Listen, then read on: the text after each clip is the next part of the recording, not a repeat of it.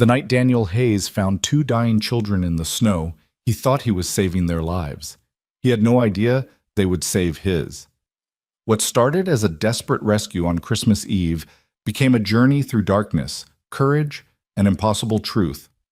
A story of a broken man, two abandoned girls, and the secret that connected them all. Stay until the end to discover what really happened, and comment your city below so I can see how far this story reaches across the world. The windshield wipers fought a losing battle against the Christmas Eve blizzard as Daniel Hayes gripped the steering wheel, his knuckles white against the cracked leather. The heater in his 15-year-old sedan barely worked, and his breath fogged the glass despite the groaning fan. In the passenger seat, his 12-year-old son Eli pressed his face against the cold window, watching the world disappear beneath sheets of falling snow. "Dad, can we stop for hot chocolate?" Eli asked, his voice small in the darkness of the car. Daniel's jaw tightened. He'd been counting change in his pocket at the gas station 20 minutes ago, barely scraping together enough for half a tank to get them home. Hot chocolate wasn't in the budget. Nothing was anymore. 3 months behind on rent. Electricity bill sitting on the kitchen counter with a red final notice stamp. His wife Sarah's medical bills still arriving 2 years after she'd lost her battle with cancer, each envelope a ghost that haunted their mailbox. "Maybe when we get home, buddy," Daniel said, forcing brightness into his voice that he didn't feel. "I think we have some packets left from last year." Eli didn't respond, just nodded and turned back to the window. The silence between them felt heavy, weighted with all the things Daniel couldn't provide anymore. Christmas used to mean something in their house. Sarah had made sure of that. Lights strung on every surface, cookies baking at midnight, presents stacked under a tree that touched the ceiling.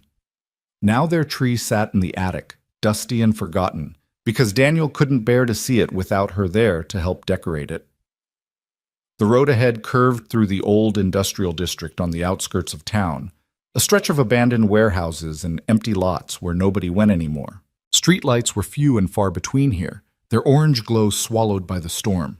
Daniel squinted through the snow, barely able to see 10 feet ahead. "Dad!"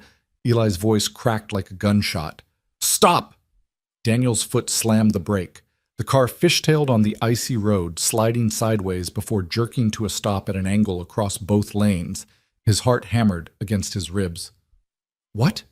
What is it?" Eli was already fumbling with his seatbelt, pointing frantically at something on the right shoulder. "There, Dad, there are kids out there. I saw them." "Eli, it's probably just—" "No, Dad, I swear, I saw 2 little kids on the ground." Daniel stared into the swirling darkness where his son pointed. Nothing but snow and shadows.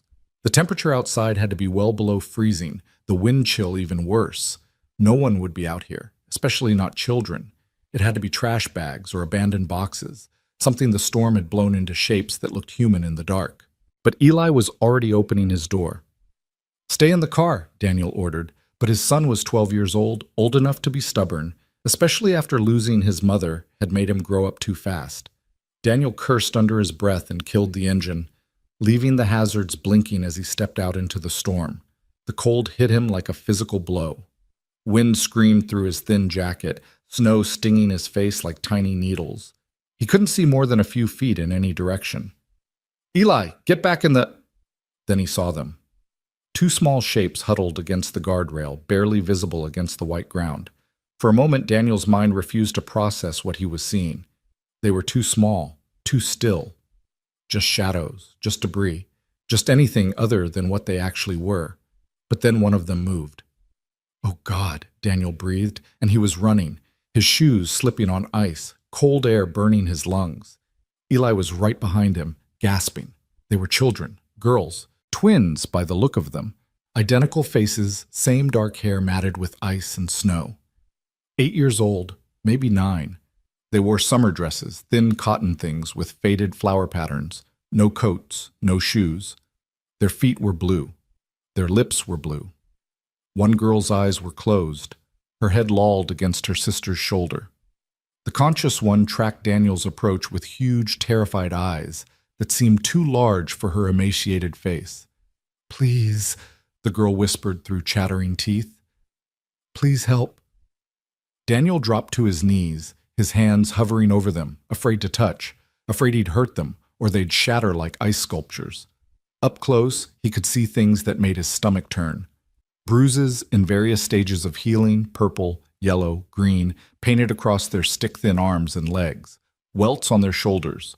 One girl's cheek was swollen, an older injury that had never been properly treated. Their collarbones jutted out so sharply they cast shadows. These children were starving. These children had been beaten. These children were dying right here on this roadside while the world celebrated Christmas.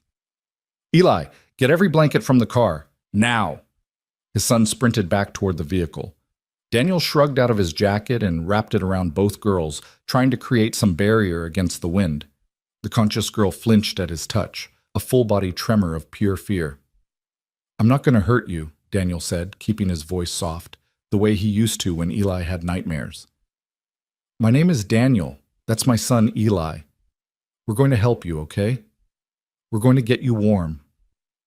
"We don't have any money," the girl whispered. "We tried to find food, but nobody would—" Her voice broke into a cough that shook her whole frame. "Shh, it's okay. You don't need money. Come on, sweetheart. Can you tell me your name?" "Katie." She looked at her unconscious sister. "That's Nora.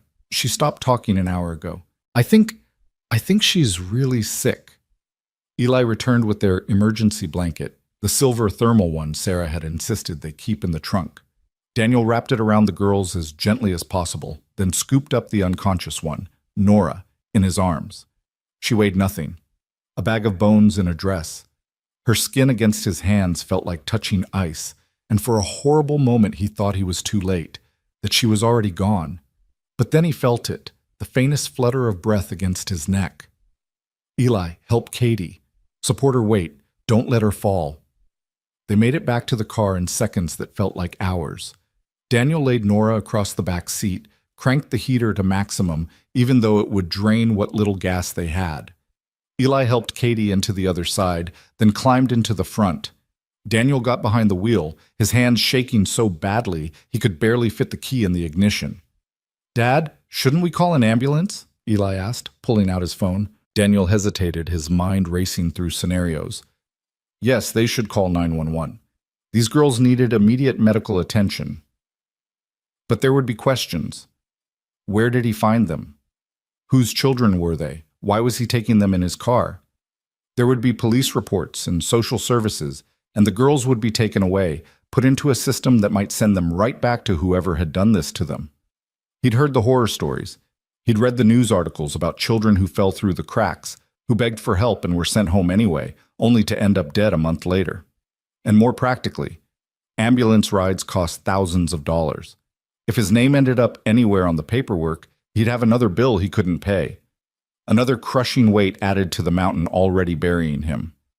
"Just let me get them warm first," Daniel said, pulling back onto the road. "Let me see how bad it is."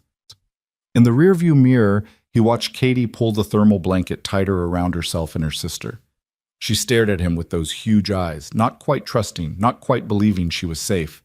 "Where are we going?" she asked. "My house. It's about 15 minutes from here. You're not taking us back?" Something in her voice made Daniel's blood run cold. "Back where, sweetheart?" Katie's face crumpled, and suddenly she looked even younger than 8. "To her. To Aunt Nina. Please don't take us back to her. Please, she'll hurt us worse for running away." Daniel's hands tightened on the wheel.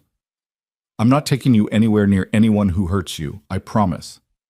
"Everyone always says they'll help, and then they don't," Katie whispered. "They always send us back." Eli turned around in his seat. "My dad keeps his promises," he said fiercely. "When he says something, he means it. You're safe now." The conviction in his son's voice made Daniel's throat tight. He didn't feel like someone anyone should trust.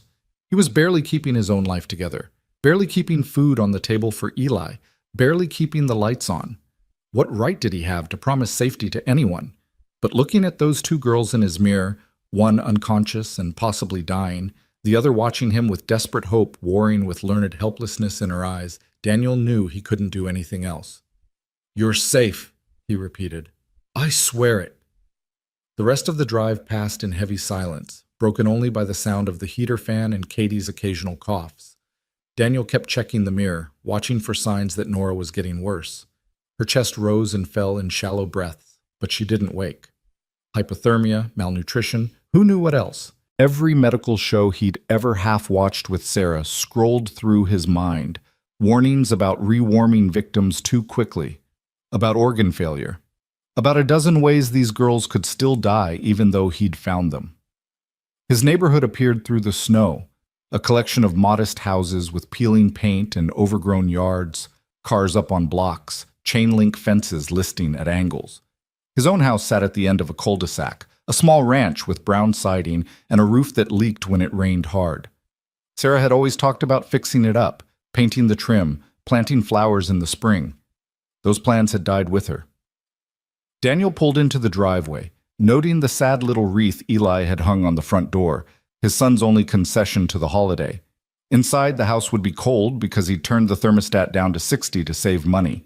The cupboards would be mostly bare because payday wasn't until after Christmas. The living room would be empty where the tree should stand. "Home sweet home," he muttered, more bitter than he meant it to sound. He carried Nora inside while Eli helped Katie navigate the icy walkway. The girl could barely stand, leaning heavily on Eli's shoulder. Inside, the house felt almost as cold as outside. Daniel kicked the thermostat up to 75. They'd deal with the bill later. And carried Nora to the couch, the same lumpy brown sofa where he'd fallen asleep every night for 2 years because he couldn't bear to sleep in the bed he'd shared with Sarah. "Eli, get more blankets from the closet and fill the bathtub with warm water, not hot, just warm. We need to bring their body temperature up slowly." While his son ran to follow orders, Daniel knelt beside Nora, checking her pulse at her wrist.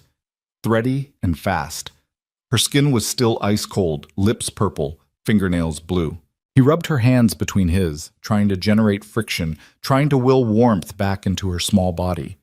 Katie stood in the doorway, swaying on her feet, the thermal blanket wrapped around her shoulders like a silver cape. "Is she going to die?" "No," Daniel said firmly, with more confidence than he felt. "She's going to be fine, but I need to know. Has she eaten anything today?" Katie shook her head. "We found half a sandwich in a trash can yesterday morning. We split it. Before that, I don't remember. Maybe 3 days?" 3 days. These children hadn't eaten in 3 days. Daniel felt rage bubble up in his chest, hot and acidic. What kind of monster did this to kids? What kind of world let it happen? Okay, we're going to fix that.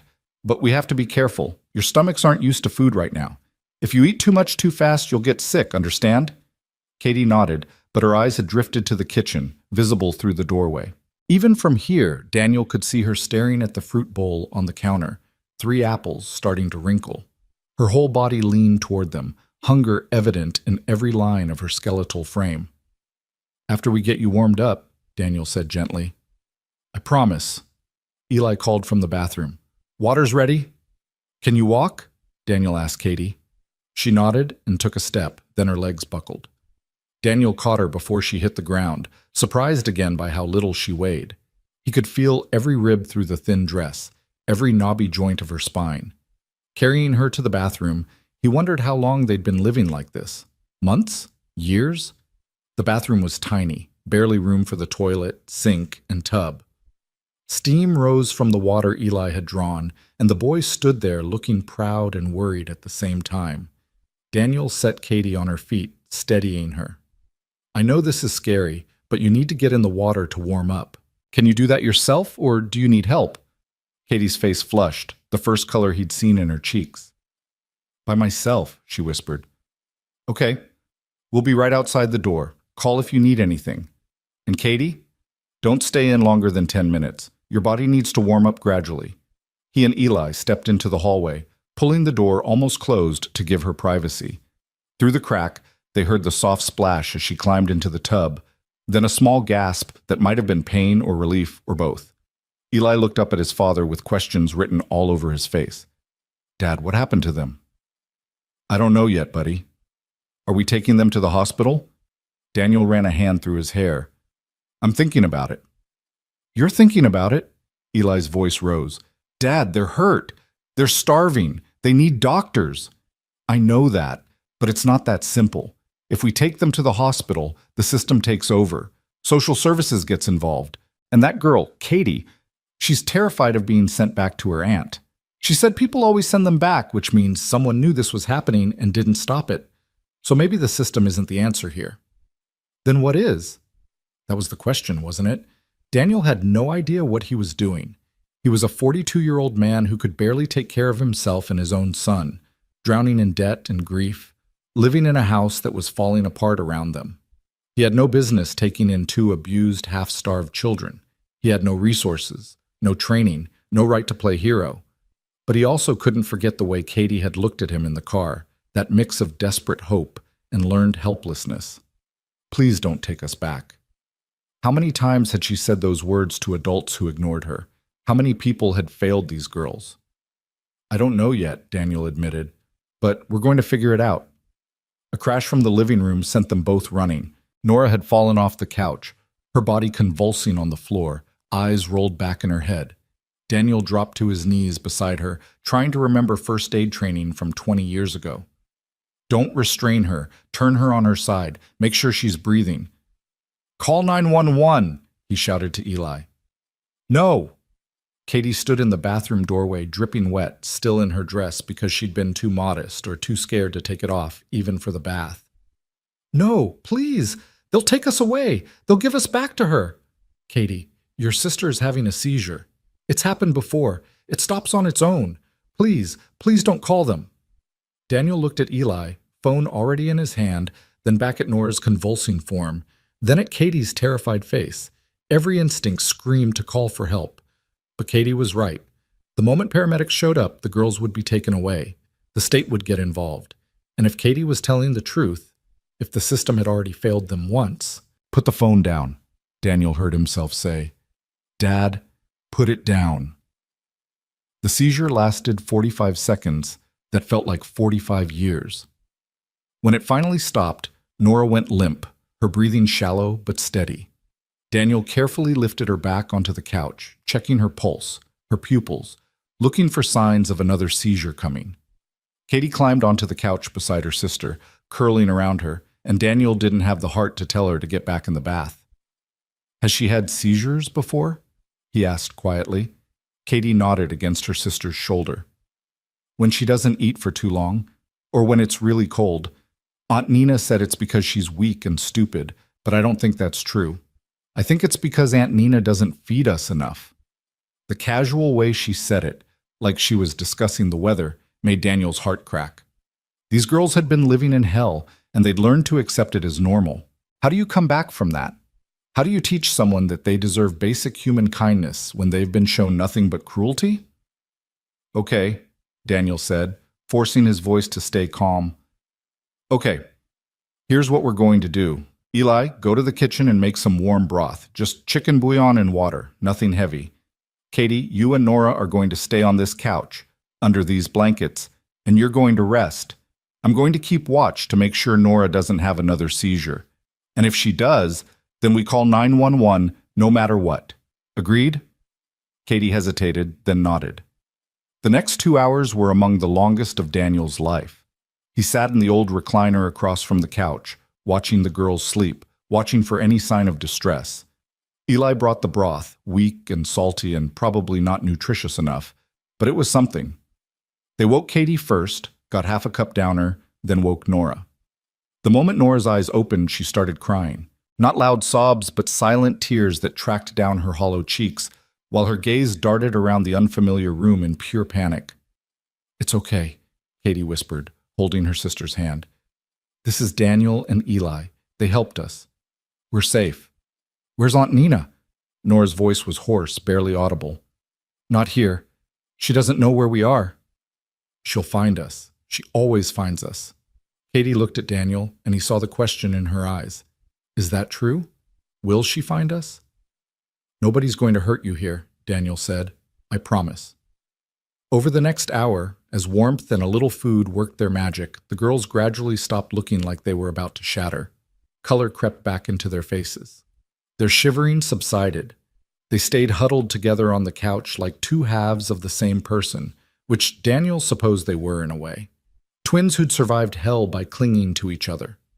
It was Eli who finally broke the careful silence. Do you guys want to see something cool? The girls looked at each other, then nodded cautiously. Eli disappeared into his room and returned carrying something Daniel hadn't seen in 2 years, the box of Christmas decorations from the attic. His son set it on the floor and started pulling out strings of lights, ornaments wrapped in newspaper, the angel that used to sit on top of their tree. "Eli, what are you doing?" Daniel asked. "It's Christmas Eve," Eli said simply. "Mom would want us to have a tree." Daniel's throat went tight. They'd stored the artificial tree in the attic after Sarah died, along with all the decorations she'd collected over 14 years of marriage. He hadn't been able to look at any of it, couldn't bear the memories attached to every ornament. This one from their honeymoon, that one from Eli's first Christmas, these handmade ones Sarah had crafted during her last good month when she'd still thought she'd have another Christmas with them. "Buddy, I don't think—" "Please, Dad." Eli's eyes were bright with unshed tears. "Please, they need a Christmas. We all do." Katie and Nora watched this exchange with wide eyes, not understanding the weight of what Eli was asking but sensing its importance. Daniel looked at them, two broken children who'd been given every reason to stop believing in kindness, in safety, in anything good. Then he looked at his son, who'd lost his mother but was still somehow trying to save the world, one small act at a time. "Okay," Daniel whispered, "let's do it." They spent the rest of the night transforming the living room. Eli retrieved the tree from the attic, a 6-foot artificial pine that had seen better days. Daniel helped him set it up in the corner while Katie and Nora watched from the couch, too weak to help but fascinated by the process. The girls had never seen anyone put up a Christmas tree before. Aunt Nina, they explained in halting voices, didn't celebrate holidays. Holidays were for people who deserved happiness, she'd told them, and they deserved nothing. Eli wrapped lights around the branches with the concentration of a surgeon, making sure they were evenly spaced, just like Sarah had taught him. Daniel hung ornaments, each one a small knife to his heart. Here was the glass ball from their first apartment, when they'd been young and poor and deliriously happy. Here was the felt reindeer Eli had made in kindergarten, complete with googly eyes. Here was the silver star Sarah had found at a yard sale, tarnished but beautiful, which she'd declared the most perfect ornament she'd ever seen. Katie's voice was small in the quiet room. "Why are you doing this? We're nobody. We're just—" Her voice broke. "We're just the throwaway kids." Daniel set down the ornament in his hand and crossed to the couch. He knelt in front of both girls, making sure they could see his face, see that he meant what he was about to say. "You are not throwaway kids. You are not nobody. You are Katie and Nora, and you are important, and you deserve every good thing in the world. And I know you don't believe that yet, because the people who should have protected you taught you something different. But we're going to change that, starting tonight." "But we can't pay you," Nora whispered, speaking for the first time since her seizure. "We don't have anything." "I'm not asking for payment. That's not how family works." "We're not your family." Daniel glanced at Eli, who'd stopped stringing lights to listen. "Family isn't just about blood," he said slowly, working through the thought as he spoke it. "It's about who shows up when you need them. It's about who makes you feel safe. And maybe we've only known each other for a few hours, but you're here, and we're here, and we're going to take care of each other. That makes us family." Katie and Nora looked at each other, having one of those silent twin conversations. Then Katie asked, "Can we help with the tree?" "I thought you'd never ask," Eli said, grinning. What followed was messy and chaotic and completely imperfect. The girls could barely stand for more than a few minutes at a time, so they hung ornaments while sitting on the floor, passing decorations up to Eli, who'd climbed the stepladder to place them high on the tree. They argued about where things should go, whether the angel should face the window or the room, whether silver or gold balls looked better in the front. Katie giggled when Nora put an ornament on upside down. Nora smiled, actually smiled, when Eli let her plug in the lights and the tree blazed to life. Daniel stood back and watched, and for the first time in 2 years, his house felt like a home. By midnight, the tree was complete. Glowing in the dark living room, gifts scattered beneath it, mostly things from Eli's room that he'd wrapped in newspaper and offered without being asked. The girls had fallen asleep on the couch again, this time with full stomachs, another cup of broth each, plus half an apple, and warm bodies. They slept with their hands clasped together, two halves of a broken whole starting to heal. Eli collapsed in the recliner, exhausted. Dad? Yeah, buddy. I'm glad we stopped. Me too. What are we going to do now? That was the million-dollar question. Daniel looked at the girls sleeping peacefully for perhaps the first time in years, and he thought about Katie's fear of being sent back, about the bruises and welts, about the way they'd said people always promised to help and never did. He thought about his empty bank account and the bills piling up, and the eviction notice that would probably arrive after New Year's. He thought about how he was barely keeping his and Eli's heads above water, how he had nothing to offer these girls except a leaky house and good intentions. Then he thought about how Katie had looked at the Christmas tree, like she was seeing magic for the first time. He thought about Nora's smile when the lights came on. He thought about his son, 12 years old and already understanding that being a good person sometimes meant doing hard things, even when you had nothing left to give. And Daniel made a decision that would change all their lives. We're going to fight, he said quietly, for them, for us. We're going to do whatever it takes to make sure they're safe, even if that means taking on the whole world. Eli nodded, like this was the answer he'd expected, the answer he'd needed to hear. Mom would have done the same thing. Yeah, she would have. Outside, snow continued to fall on Christmas morning, covering the world in white. Inside, 4 people who'd been broken in different ways slept under one roof, held together by nothing but hope and the fragile promise of a better tomorrow. The battle had only just begun, but for tonight, for this one perfect moment, they had each other, a glowing tree, and the belief that sometimes, against all odds, broken things could be made whole again. Morning light filtered through the thin curtains, casting pale gold across the living room where 4 people lay sleeping in positions that told the story of their exhausted night. Daniel woke first, his back screaming from spending the night in the recliner, but he didn't move. The girls were still asleep on the couch, Katie's arm draped protectively over Nora even in sleep, both of them breathing deeply under the pile of blankets. Eli had curled up on the floor near the Christmas tree, using a throw pillow, refusing to go to his own bed when the girls might wake up scared in a strange place. Daniel's phone buzzed on the side table. A text from his landlord. Rent was due 3 days ago. Need payment by the 27th or I'm starting eviction proceedings. Merry Christmas. He stared at the message, then at the sleeping children, then back at the message. The rent was $1,500.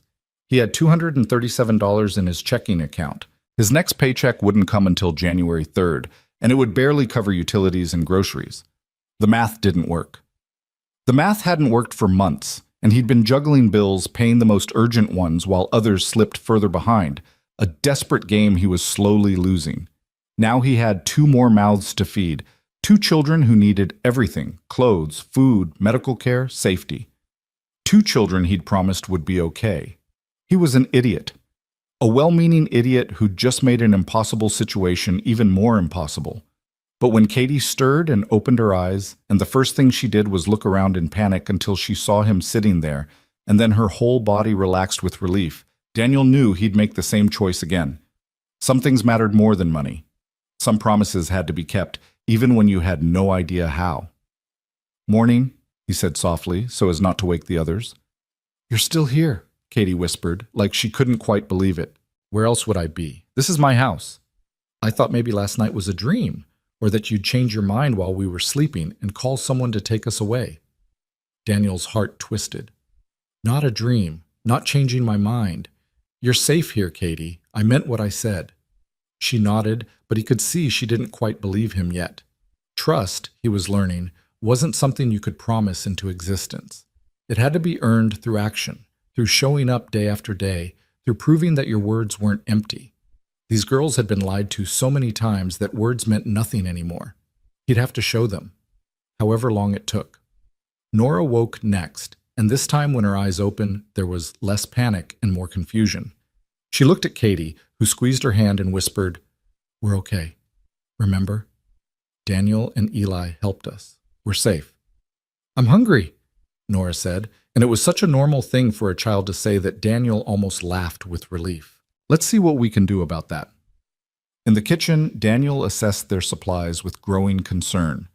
A box of pasta, 3 cans of soup, the apples in the fruit bowl, some eggs that were probably still good, bread that was definitely stale, a jar of peanut butter with maybe 2 tablespoons left at the bottom.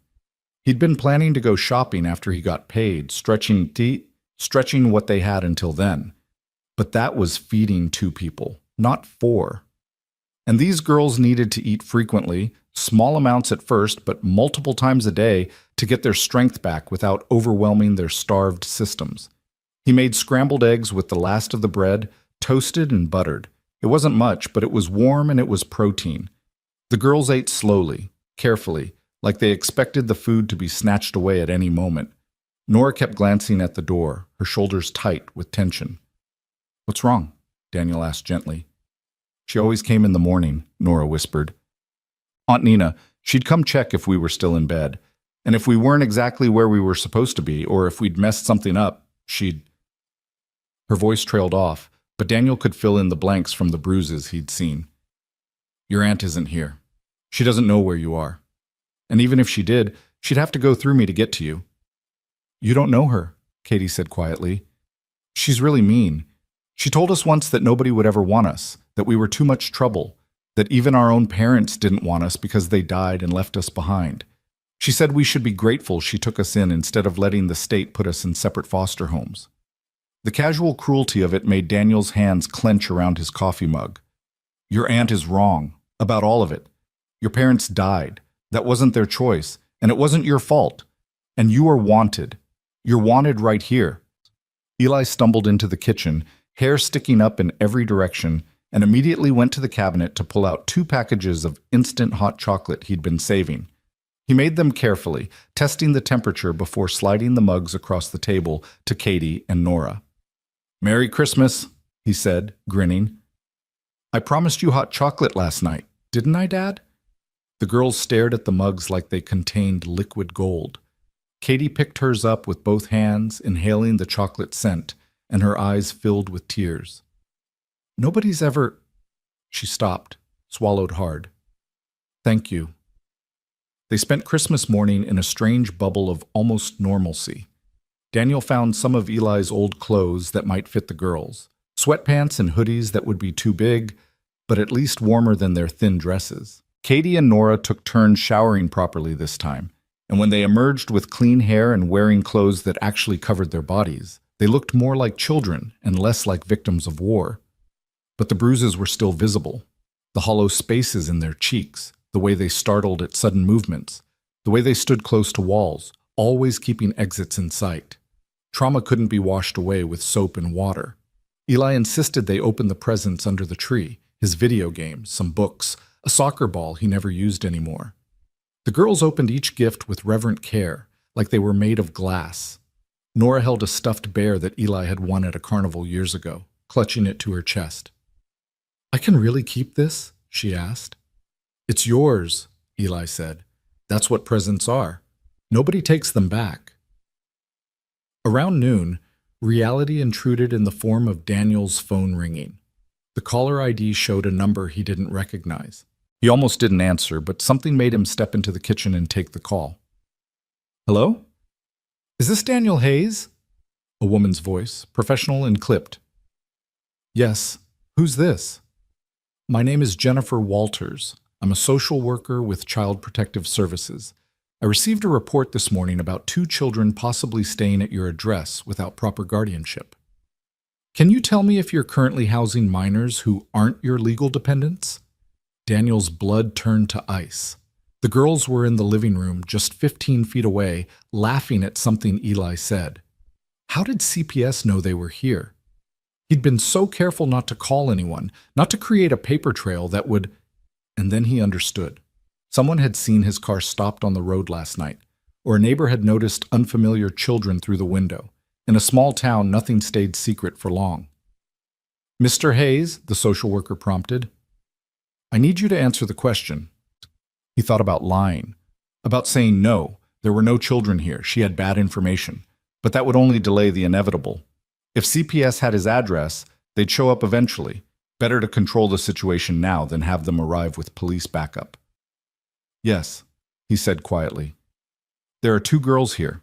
I found them last night, on Christmas Eve, abandoned and freezing by the side of Route 47. They were in immediate danger, so I brought them to my home to get them warm and fed. I see. And you didn't think to call emergency services or CPS directly? The girls begged me not to. They said they'd been in the system before and it failed them. They said they'd be sent back to their abusive aunt. A pause. Mr. Hayes, I understand you thought you were helping, but what you've done is technically kidnapping. Those children have a legal guardian, and removing them without proper authorization, their legal guardian was starving them. Daniel's voice rose despite his effort to stay calm. They have bruises all over their bodies. They haven't eaten in 3 days. One of them had a seizure from malnutrition. Their aunt did this to them, and if you send them back, she'll do worse. That's for us to determine. I'm going to need you to bring those girls to our office today so we can assess the situation properly. It's Christmas. Mr. Hayes, it's Christmas Day, and these children have probably never had a decent Christmas in their lives. Give them this one day, please. I'll bring them in tomorrow, first thing in the morning. I give you my word. Another pause, longer this time. If you don't show up tomorrow, I will send the police to retrieve them, and you'll be arrested for child endangerment and kidnapping. Am I clear? Crystal clear. 9 a.m. Ask for me at the front desk. She rattled off an address, which Daniel scribbled on a napkin with shaking hands. And Mr. Hayes, if those girls have any injuries that weren't properly reported, you'll be held responsible as well. The line went dead. Daniel stood in his kitchen, staring at the napkin with the address, his heart pounding so hard he thought it might crack his ribs. Tomorrow morning. He had less than 24 hours before he'd have to hand Katie and Nora over to the same system they'd begged him to protect them from, unless he didn't. The thought materialized before he could stop it. He could run. Pack up the car tonight, take the girls and Eli, and just drive. Head south where it was warmer, find some small town where nobody knew them, start over with new names, and what? Live on the run forever? Teach the girls that the only way to survive was to hide? Raise his son as a fugitive? Even if he could stomach that morally, practically, it was impossible. He had no money for gas, nowhere to go, no way to support 4 people while looking over his shoulder for police. No, running wasn't the answer. He had to fight. Properly, legally, through the system, even if the system was broken. He had to prove that these girls were in danger, that their aunt was unfit, that they deserved better. And he had to do it in less than a day. When he returned to the living room, 3 faces turned toward him expectantly. Eli, who'd obviously heard at least part of the conversation, looked worried. Katie and Nora looked terrified because they'd heard it too, and they knew what CPS meant. "You're giving us back," Katie said flatly. Not a question, a statement of inevitability. "No, I'm going to fight to keep you, but I need your help to do it. I need you to tell me everything about your aunt, about what she's done to you. I need names, dates, places. I need evidence, because tomorrow morning we have to go talk to a social worker, and we have to convince her that you're not safe with your aunt." "Nobody ever believes us," Nora whispered. "Then we'll make them believe. Come on, sit down, start from the beginning." What followed was 3 hours of the most heartbreaking testimony Daniel had ever heard. The girls sat close together on the couch, holding hands, taking turns speaking when the memories became too painful for one to continue alone. They told him about their parents, kind, loving people who died in a car accident when the twins were 4 years old. They told him about going to live with their mother's sister, Nina, who'd seemed nice at first but changed once the social worker stopped making regular visits. The abuse had started small, criticism that became constant, punishments that became excessive. Meals that became smaller and less frequent, withheld entirely as discipline for infractions as minor as speaking too loudly or forgetting to make their bed perfectly. The girls had learned to be quiet, invisible, perfect. But perfect was never good enough for Nina. She said we were expensive, Katie explained. That we cost too much money, ate too much food, took up too much space. She'd lock us in the basement sometimes for days with just a bucket and 1 bottle of water. She said we needed to learn what it felt like to really suffer, so we'd be grateful for what she gave us. The basement. The thought of 2 small children locked in darkness for days made Daniel physically ill. How long did this go on? 4 years, Nora said quietly. We're 8 now. It started when we were 4. 4 years of systematic abuse. 4 years of torture disguised as guardianship. And nobody had noticed, or nobody had cared enough to intervene. The girls mentioned in passing that teachers had asked about bruises, that neighbors had called CPS twice, that social workers had visited. But Nina always had explanations. The girls were clumsy. They fought with each other. They had behavioral problems. And she'd coached the twins on what to say, threatening worse punishment if they told the truth. She said if we ever told anyone, she'd make sure we were separated, Katie said.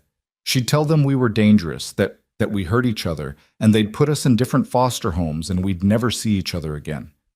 That was worse than anything else she could do to us. We couldn't lose each other. Daniel understood. These girls had lost their parents, their home, their childhood. Each other was all they had left. The threat of separation was the ultimate weapon, and Nina had wielded it expertly.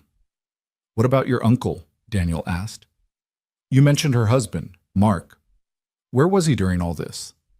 The girls exchanged glances. Uncle Mark knew, Katie said carefully. He didn't hurt us himself, but he knew what Aunt Nina was doing. Sometimes he'd sneak us food when she wasn't looking, or leave the basement door unlocked so we could get out. But he never stopped her. He never called anyone. I think he was scared of her too. A coward then. A man who watched children suffer and did nothing because it was easier than standing up to his wife. Daniel added Mark to his mental list of people who'd failed Katie and Nora. Why did you run away last night? Nora's voice dropped to barely a whisper. She said we couldn't have Christmas. She said we didn't deserve it. But then she went out to a party with Uncle Mark, and we were so hungry, and we thought maybe if we could get to town, someone would help us. Someone would give us food or call the police or something. But it was so cold, and we got lost, and then we couldn't walk anymore. They'd walked almost 6 miles in the freezing cold, in summer dresses, looking for help. 6 miles before their bodies gave out on that roadside where Daniel and Eli had found them. If they'd been there another hour, they would have died of exposure. The thought sat like lead in Daniel's stomach. He pulled out his phone and started taking notes, documenting everything the girls told him. Times, places, specific incidents. The more detail he had, the stronger his case would be tomorrow. But even as he wrote, doubt gnawed at him. Would any of this be enough? Nina had fooled the system for 4 years. She knew how to present herself as a legitimate guardian. She'd have explanations for everything. And CPS would see a well-established home versus a single father who could barely support his own child, who technically kidnapped these girls, who had no legal standing whatsoever. The odds weren't good. Around 3 in the afternoon, Eli pulled Daniel aside while the girls were distracted by a movie he'd put on. Dad, I've been thinking. Yeah? We need proof, right? Evidence that shows what their aunt did? That's the idea. Well, they have bruises and scars and stuff. Shouldn't we, photograph them? So if the social worker doesn't believe them, we can show actual evidence? Daniel looked at his 12-year-old son and wondered when he'd gotten so smart. That's actually a really good idea, but we'd need their permission, and it might be uncomfortable for them. I'll ask Katie, Eli said. I think she trusts me. 10 minutes later, with Katie's careful consent and Nora's nervous agreement, Daniel found himself documenting 4 years of abuse through his phone's camera. He tried to be clinical about it, detached, just recording evidence. But every photo was a punch to the gut. Bruises in the shape of handprints on their upper arms, welts across their shoulders that could only have come from being hit with something. A belt, maybe, or a switch. Scars on their shins that Katie explained came from being forced to kneel on rice as punishment. The girls' protruding ribs, each one countable. Their concave stomachs, the way their spines created ridges under their skin. This was what 4 years of systematic starvation and abuse looked like. This was what happened when the system failed, when adults looked away, when nobody fought for children who couldn't fight for themselves. By the time he finished, Daniel had over 40 photographs and a rage burning in his chest that threatened to consume him. He wanted to find Nina and Mark and make them feel every ounce of pain they'd inflicted on these innocent children. He wanted justice, real justice, not the slap-on-the-wrist variety that people like Nina always seemed to receive. But rage wouldn't help Katie and Nora. Only strategy would. Only careful planning and solid evidence, and somehow convincing a social worker that these girls belonged with him, a stranger, rather than their legal guardian. The rest of Christmas Day passed in strange limbo. They tried to keep things light for the girls' sake, watching movies and eating the soup Daniel had carefully rationed. Katie and Nora began to relax incrementally, their shoulders loosening, their voices growing less timid. They laughed at the funny parts of the movies. They asked questions about the house, about Eli's life, about normal things that normal children wondered about. But underneath the fragile normalcy, tension thrummed like a live wire. Tomorrow was coming. Tomorrow, everything would change again. That night, after the girls had fallen asleep in Eli's room, they'd refused to be separated, so Eli had given up his bed and taken the couch. Daniel sat at his kitchen table with a legal pad, trying to organize his thoughts. What were his options? What could he realistically do? Option 1. Convince CPS that he should be granted emergency custody. Problem. He had no legal standing, no relationship to the girls, no resources to care for them long term. CPS would laugh him out of the building. Option 2. Prove Nina was unfit and get the girls placed in foster care while a proper investigation happened. Problem. Foster care might separate them, and even if it didn't, there was no guarantee they'd end up somewhere better than Nina's house. The system was overwhelmed, understaffed, and foster homes ran the spectrum from wonderful to nightmarish. Option 3. Find another family member who could take the girls. Problem. If there had been anyone else, surely CPS would have placed them there originally instead of with Nina. Every option was bad. Every path led to pain and uncertainty, and the very real possibility that Katie and Nora would end up back exactly where they'd started. Unless. Daniel pulled out his laptop, an ancient thing that took 5 minutes to boot up, and started searching. He researched emergency custody laws, guardian ad litem appointments, kinship care regulations. He read horror stories about children lost in the system and success stories about families who'd fought bureaucracy and won. He compiled a list of pro bono lawyers who specialized in child welfare cases. He found statistics about recidivism in abuse cases, studies showing that children returned to abusive homes faced increased danger. By 2 a.m., his eyes burned and his head pounded, but he had the skeleton of a plan. It wasn't perfect, it wasn't even good. But it was something, and something was better than nothing. He was about to close his laptop when he noticed an email notification. The sender, Mark Whitmore. The subject line, I know where they are. Daniel's blood turned to ice. Mark was Nina's husband, the girl's uncle.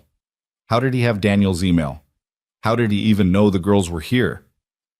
With shaking hands, Daniel opened the message. Mr. Hayes, my name is Mark Whitmore. I'm the husband of Nina Whitmore, the legal guardian of Katie and Nora. I know they're with you. My wife is furious and planning to call the police tomorrow to have you arrested for kidnapping. But before that happens, I need to talk to you. Alone. There are things you need to know about Nina, about what she's done, about why I've been too afraid to speak up until now. I can help you, but we need to meet tonight. I'll be at the Waffle House on Route 47 at 3 a.m. Come alone, please. This might be the only chance those girls have. Daniel read the email 3 times, looking for the trap. This could be a setup. Mark could be working with Nina, trying to lure him out so she could take the girls back while he was gone.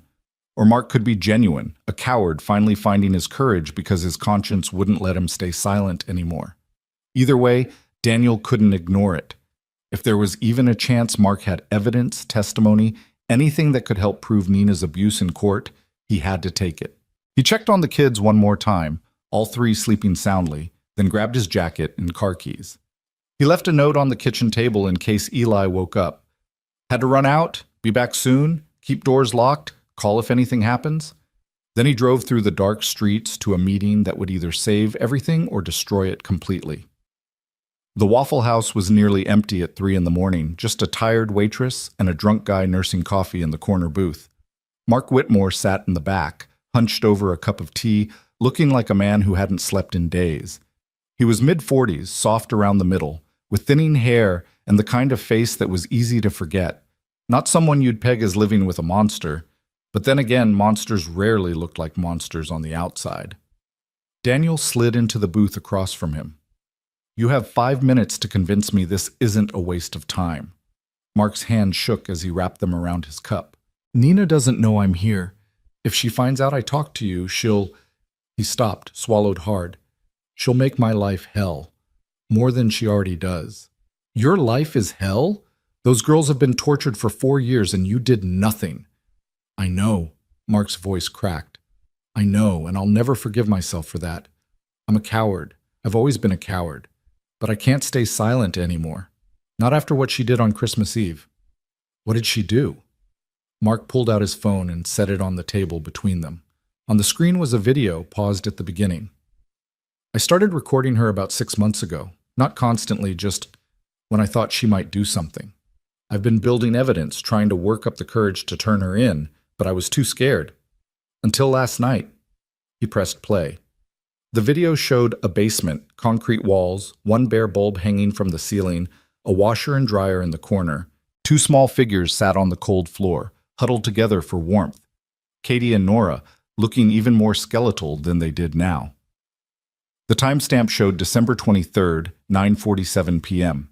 Nina's voice came from off-camera, sharp and cruel.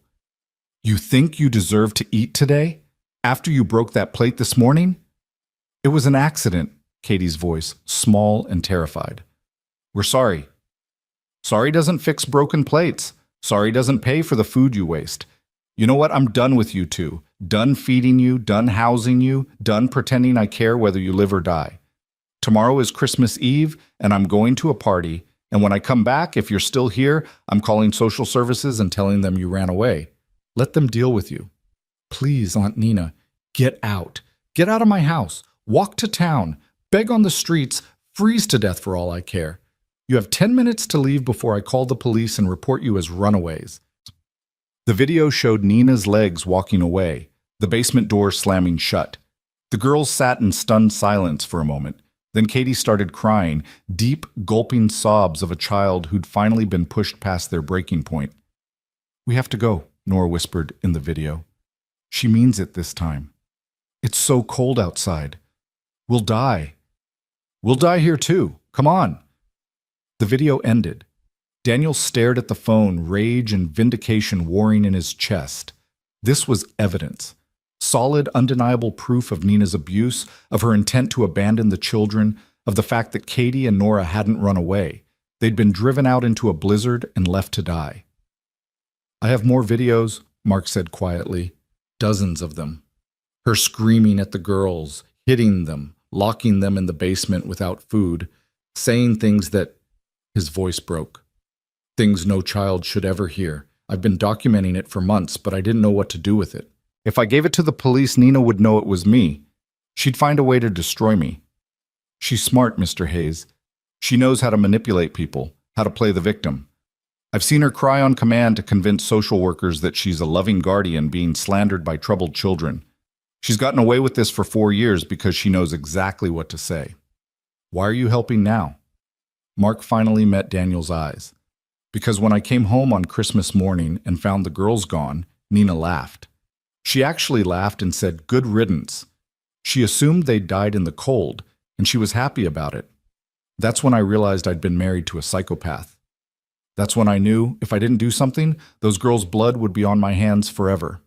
He slid his phone across the table. Take it. Take all of it. Show it to the social worker tomorrow. Get those girls away from Nina permanently. I'll testify in court if you need me to. I'll admit I stood by and did nothing. I'll take whatever punishment comes my way, but please don't let her get them back. Daniel picked up the phone, feeling its weight like a grenade. This was it. This was the evidence that could save Katie and Nora.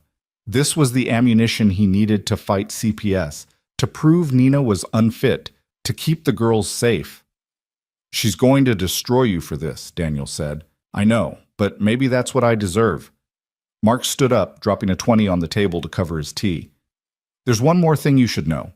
Nina's family has money, old money. Her father is Lawrence Blackwell, the Blackwell who owns half the commercial real estate in this county. When this goes to court, she'll have expensive lawyers, connections, people who can make your life difficult. You're going to be fighting someone with a lot more power than you have. I don't care. I figured you'd say that. Mark almost smiled. The girls are lucky you found them. I hope that counts for something when this is all over. Then he walked out into the pre-dawn darkness, leaving Daniel alone with a phone full of evidence and the growing realization that this fight was going to be even harder than he'd imagined. But as he drove home, watching the sky lighten from black to gray, Daniel felt something he hadn't felt in years. Hope. Real hope. The kind that came from having a chance, however small, to make something right in a world full of wrongs. He'd saved Katie and Nora from freezing to death. Now he had the tools to save them from ever being hurt again.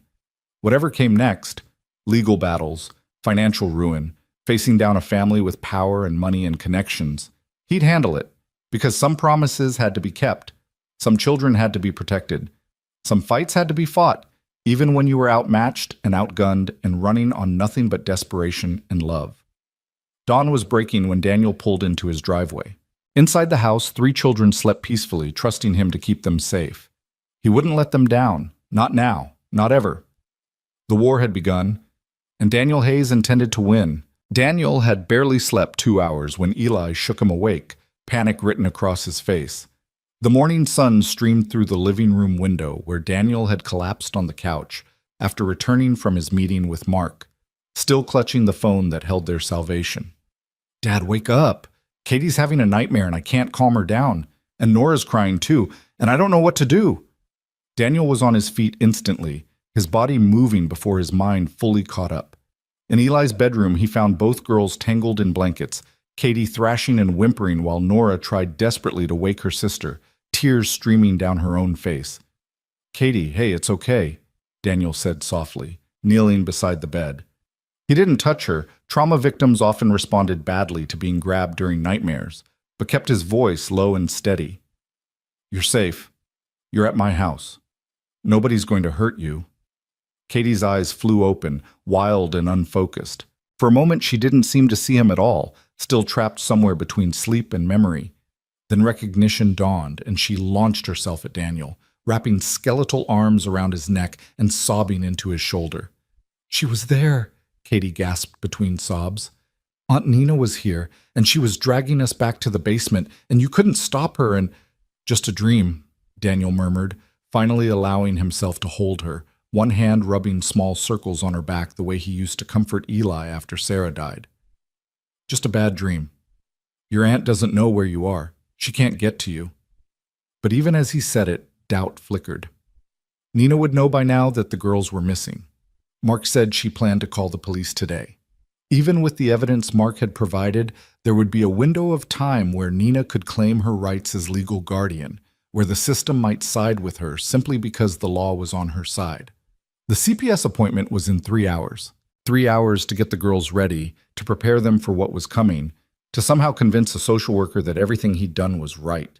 Nora crawled over and pressed against Daniel's other side, and he wrapped his free arm around her, holding both girls while they cried out 4 years of fear and pain and accumulated trauma that couldn't be healed in a single night, no matter how many Christmas trees he put up or promises he made. Eli stood in the doorway looking helpless and young, and Daniel realized his son was scared too. Scared they'd lose the girls. Scared his father would get in trouble. Scared that doing the right thing would somehow lead to everything falling apart. "Come here, buddy," Daniel said, and Eli didn't hesitate, joining the pile on the floor, 4 people holding each other like they could create safety through proximity alone. They stayed like that until the girls' breathing steadied and the tears dried on their cheeks. When they finally pulled apart, Daniel checked his watch, 7:45. They needed to leave in an hour to make the 9 o'clock appointment. First, though, the girls needed to eat, needed to look as healthy and cared for as possible, needed to understand what was about to happen. In the kitchen, Daniel scrambled the last of the eggs and toasted the final slices of bread. It wasn't much. His cupboards were now completely bare, but it was something. While the girls ate slowly, carefully, he sat across from them and laid out the situation as gently as he could. "Remember I told you we have to go talk to a social worker today? Her name is Jennifer Walters, and her job is to make sure children are safe and taken care of. She's going to ask you questions about your aunt, about what happened to you, about why you ran away. I need you to tell her the truth. All of it. I know it's scary. I know you've told people before and they didn't believe you, but this time is different." "How?" Katie asked, her voice small. How is it different? Daniel pulled out Mark's phone. Because this time, we have proof. Your Uncle Mark came to see me last night. He gave me videos he's been recording of your aunt, evidence of everything she's done to you. The social worker won't be able to ignore this. The girls stared at the phone like it might bite them. Uncle Mark helped us? Nora whispered, disbelief coloring every word. But he never helps. He just watches. I know, and he knows that was wrong, but he's helping now, when it matters most. He wants to make sure you never have to go back to that house. Katie's face crumpled. What if it's not enough? What if they still make us go back? Dad, I can't. She stopped, her eyes going wide as she realized what she'd called him. I mean, Daniel, I'm sorry, I didn't mean. It's okay, Daniel said, his throat tight. You can call me whatever feels right. Eli grinned despite the tension. Does this mean I have sisters now? We're not really, Katie started, but Nora interrupted her. I'd like to have a brother, she said quietly. And a dad who doesn't let people hurt us. The simple statement landed like a bomb in the quiet kitchen. These girls who'd been taught they deserved nothing, who'd been told they were worthless and unwanted, were daring to hope for a family. And Daniel, who could barely keep his own life together, was somehow supposed to make that hope into reality. Let's take this one step at a time, he said, trying to sound more confident than he felt. First, we convince the social worker. Then, we figure out the rest. They arrived at the Department of Social Services building at 8:50, Daniel's ancient sedan rattling into a parking space near the entrance. The building was gray concrete and narrow windows, institutional and unwelcoming, the kind of place designed for processing people rather than helping them. Katie and Nora held hands in the back seat, both pale, both terrified. Eli had insisted on coming despite Daniel's suggestion he wait in the car, and Daniel was grateful. His son's presence seemed to calm the girls, gave them someone to focus on besides their fear. Inside, fluorescent lights hummed overhead, and the smell of industrial cleaner couldn't quite mask the underlying scent of desperation that clung to places where people came when they'd run out of options. A bored receptionist sat behind bulletproof glass, barely looking up as they approached. Here to see Jennifer Walters, Daniel said. 9 o'clock appointment. Daniel Hayes.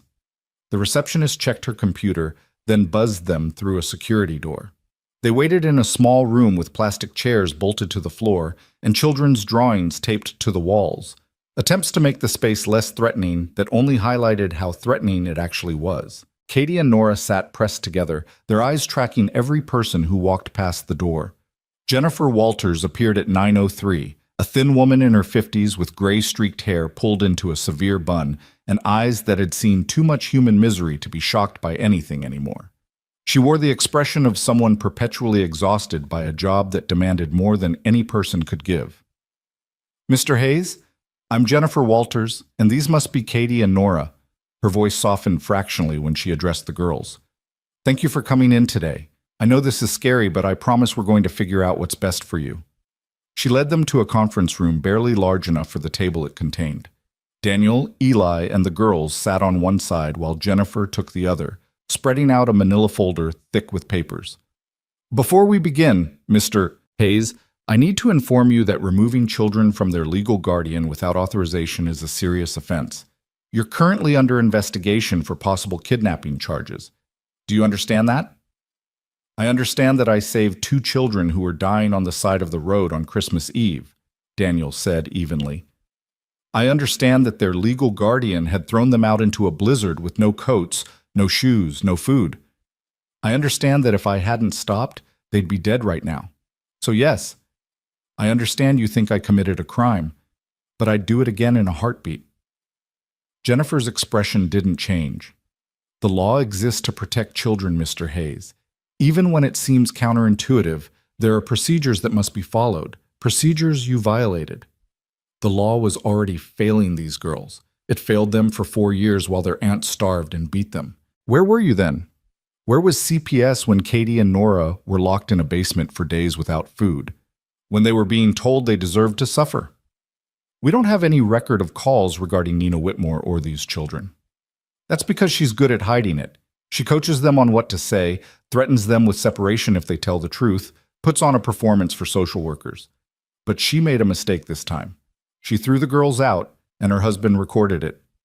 Daniel placed Mark's phone on the table. Everything you need to see is on here. Videos spanning 6 months, documenting systematic abuse. Nina Whitmore is not fit to care for these children, and I have proof. Jennifer picked up the phone, her skepticism evident. I'll need to verify the authenticity of any evidence before— Just watch one, Daniel interrupted. Please, one video. Then decide if you still think I'm the criminal here. Something in his voice must have convinced her, because Jennifer unlocked the phone and clicked on the first video. Daniel had already watched them all during his sleepless hours before dawn, had memorized every moment of cruelty captured in digital clarity. But watching Jennifer's face as she saw Nina berating the girls for breaking a plate, calling them parasites and worthless mouths to feed, watching her expression shift from professional detachment to genuine horror, that was new. The video showed Nina grabbing Katie by the hair, shaking her hard enough that her neck snapped back. You want to eat today? You'll eat what I give you, when I give it to you, and you'll be grateful. Or you can go hungry. Your choice, you little leech. Jennifer stopped the video. Her hands trembled slightly as she set the phone down. How many videos are there? 47, Daniel said. Some are 30 seconds long. Some are 10 minutes. All of them show the same pattern of abuse, neglect, and psychological torture. Mark Whitmore has agreed to testify. He'll confirm that these videos are real, that they were taken in Nina's house, that he witnessed years of abuse and stayed silent because he was afraid of his wife. Jennifer turned to Katie and Nora, and her professional mask had cracked just enough to show the human underneath. Girls, I need to ask you some questions. I know you've probably been asked these things before, and I know adults haven't always believed you, but I need you to try one more time. Can you do that? Katie glanced at Daniel, who nodded encouragement. Okay, she whispered. What followed was an hour of gentle but thorough questioning. Jennifer asked about their daily life with Nina, about meals and punishments and injuries. She asked about school. The girls admitted they hadn't been enrolled in over a year, that Nina claimed she was homeschooling them, but never actually taught them anything. She asked about Mark, about whether he'd ever hurt them directly. She asked about the night they ran away, making them walk through every detail. The girls answered as honestly as they could, their voices getting stronger as they realized Jennifer was actually listening, actually taking notes, actually treating their words as credible instead of dismissing them as troubled children making up stories. When Nora described being locked in the basement with no light and minimal food for 3 days after accidentally spilling milk, Jennifer had to pause and compose herself before continuing. Finally, she turned back to Daniel. You said you took photographs of their injuries? Daniel pulled out his phone and handed it over. Jennifer scrolled through the images, her jaw tightening with each new photograph. The bruises, the welts, the visible ribs, the hollows in their cheeks. Evidence that couldn't be explained away by clumsy children or sibling fights. Mr. Hayes, I'm going to be frank with you. What you did, taking these children without authorization, was illegal. Under normal circumstances, I'd have to involve law enforcement. However, she paused, seeming to choose her words carefully. These are not normal circumstances. Based on what I've seen today, I believe these children were in immediate danger. I believe you acted to save their lives. And I believe that returning them to Nina Whitmore would put them at severe risk of further harm or death. Daniel felt something in his chest unclench, just slightly. So what happens now? Now I file for emergency removal and protective custody. The videos and photographs you've provided constitute sufficient evidence to remove the children from their current guardian, pending a full investigation. Nina Whitmore will be notified that her guardianship is under review. She'll have the right to contest this in court, and given what you've told me about her family's resources, she almost certainly will contest it. Where will the girls go? Jennifer's expression turned apologetic. Standard protocol is placement in licensed foster care while we investigate and arrange a hearing. I have several facilities that— No. The word came from Katie, sharp and loud. No, we're not going to foster care. We're staying with Daniel and Eli. That's our home now. Sweetie, I understand you feel safe with Mr. Hayes, but he's not a licensed foster parent. He hasn't been through the background checks or training required to— I don't care about checks or training, Nora said, her voice shaking but determined. He saved us. He kept us warm and fed us and gave us Christmas. He promised we were safe. We're not leaving him. Both girls had tears streaming down their faces, and Eli looked like he might start crying too. Daniel felt the weight of their trust like a physical thing, crushing and uplifting at the same time. "Ms. Walters," Daniel said carefully, "what would it take for me to become a licensed emergency foster placement? What hoops do I need to jump through?" Jennifer sighed. "It's not a quick process. Background check, home inspection, references, financial verification, hours of training. Under normal circumstances, it takes weeks or months. We don't have that kind of time. But there are exceptions, right? Emergency placements when a child's welfare is at stake? Technically, yes, but those require supervisor approval, and my supervisor is notoriously difficult to convince. She's very by the book." "Then let's go talk to her, right now, because I'm not letting these girls go into the foster system where they might be separated or placed with people who don't understand what they've been through. They've been shuffled around enough. They need stability. They need people who actually care about them. And whether you believe it or not, whether the law recognizes it or not, they need us and we need them." Jennifer studied him for a long moment. Then she stood abruptly. "Wait here. All of you. Don't leave this room." She disappeared into the hallway, taking Mark's phone and Daniel's phone with her. The five of them sat in heavy silence. The only sound Katie's quiet sniffling and the hum of fluorescent lights overhead. "Dad?" Eli said softly. "What if she says no? Then we figure out plan B." "What's plan B?" Daniel didn't have an answer to that because there was no plan B. This was it. This was their only shot at keeping the girls safe without running or hiding or breaking more laws than he already had. If Jennifer's supervisor said no, if they forced Katie and Nora into foster placement, he'd lose them. The system would swallow them up and he'd be nothing but a footnote in their file. The man who'd briefly given them hope before reality crushed it again. 20 minutes passed. 30. 45. Daniel was starting to think Jennifer had called the police, that any moment officers would arrive to arrest him and take the girls away, when the door finally opened. Jennifer entered, followed by a woman in her 60s with steel-gray hair and a face that suggested she'd forgotten how to smile sometime during the Reagan administration. Her ID badge read, "Margaret Thornton, Supervisor." "Mr. Hayes," Margaret said, her voice clipped and professional, "I've reviewed the evidence Ms. Walters showed me. I've also run a preliminary background check on you. No criminal record, steady employment as a warehouse supervisor, widowed 2 years ago, sole custody of your son. References from your employer describe you as reliable and hardworking." Daniel held his breath. "However," Margaret continued, "you have significant financial difficulties. You're behind on rent, you have outstanding medical bills, and your income is barely sufficient to support yourself and one child, let alone 3 additional dependents. The state cannot place foster children in a home that doesn't meet basic financial stability requirements." Katie made a small, wounded sound. Nora's hand found Daniel's under the table, squeezing tight. "That said," Margaret's expression softened almost imperceptibly, "Ms. Walters has made a compelling argument that these particular children have extraordinary needs that outweigh standard protocol. They've experienced severe trauma and have formed an attachment to you and your son. Disrupting that attachment by placing them with strangers could cause additional psychological harm. Additionally, given the severity of abuse documented in these videos, I'm concerned that standard foster placement might not provide adequate protection if Nina Whitmore attempts to regain custody." She paused, seeming to weigh her next words carefully. "I'm prepared to grant you emergency foster placement status for a period of 30 days. During that time, you'll need to complete accelerated training, pass a full home inspection, and demonstrate that you can provide adequate care. You'll also need to appear at a custody hearing where a judge will determine permanent placement. If you fail to meet any of these requirements, the children will be removed and placed elsewhere. Am I clear?"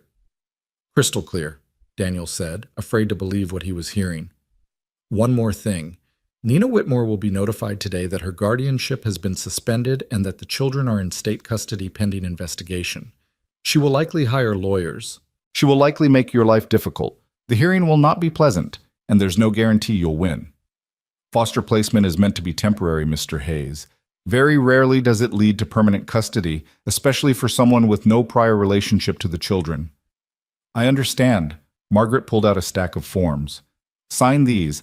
They acknowledge that you understand the terms of emergency placement, that you agree to follow all state guidelines regarding foster care, that you consent to home inspections and regular check-ins from a caseworker. You'll also need to take the children to a licensed pediatrician within 48 hours for a complete medical examination and documentation of injuries. Daniel signed every form she put in front of him without reading them, not caring what he was agreeing to as long as it meant keeping Katie and Nora safe. Beside him, the girls watched with wide eyes, not quite daring to hope, but hoping anyway. When the last form was signed, Margaret gathered them up and stood. Miss Walters will be your caseworker. She'll contact you tomorrow to schedule the home inspection and provide information about training sessions. Do not miss any appointments. Do not give me any reason to regret this decision. You won't, Daniel promised. After Margaret left, Jennifer remained behind. She looked exhausted, like the meeting with her supervisor had aged her 5 years. You understand what you've taken on, right? These girls are going to need therapy, medical care, educational support, and constant attention. The trauma they've experienced doesn't just go away because they're in a safe home now. There will be nightmares, behavioral issues, trust problems. It's going to be hard. Harder than you probably imagine. I know. Do you? Because a lot of people think they're prepared for foster care, and then reality hits, and they realize they can't handle it. And when they give up, it's the children who suffer. They've been abandoned enough, Mr. Hayes. If you're not absolutely certain you can do this, tell me now. Don't wait until they're even more attached to you. Daniel looked at Katie and Nora, at their matching faces marked by fear and hope in equal measure. He looked at Eli, who'd already claimed them as sisters in his heart. He thought about Sarah, who would have taken these girls in without a second thought, who'd always believed their family had room for anyone who needed love. I'm certain, he said. We're in this. All the way. Jennifer's stern expression cracked into something that might have been a smile. Then good luck. You're going to need it. The drive home felt surreal. Daniel kept expecting someone to stop them, to realize they'd made a mistake, to take the girls away after all. But they made it back to the house without incident, and the moment they walked through the door, the reality of what had just happened seemed to hit everyone at once.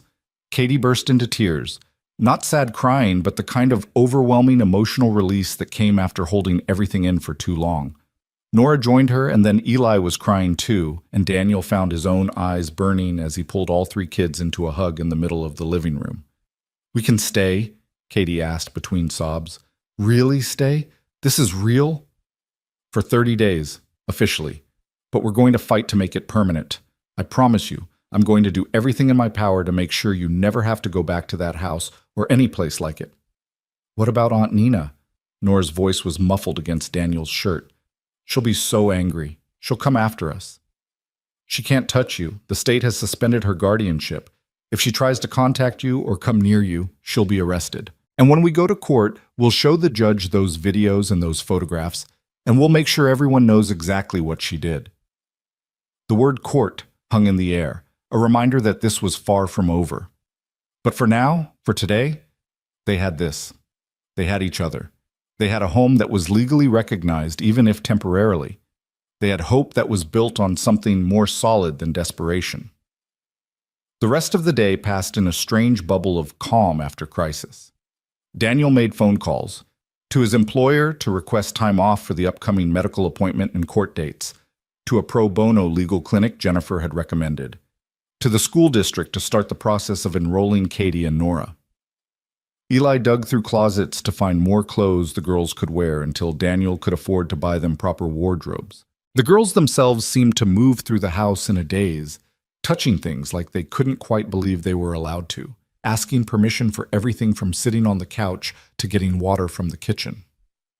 You don't have to ask, Daniel told them gently. This is your home now.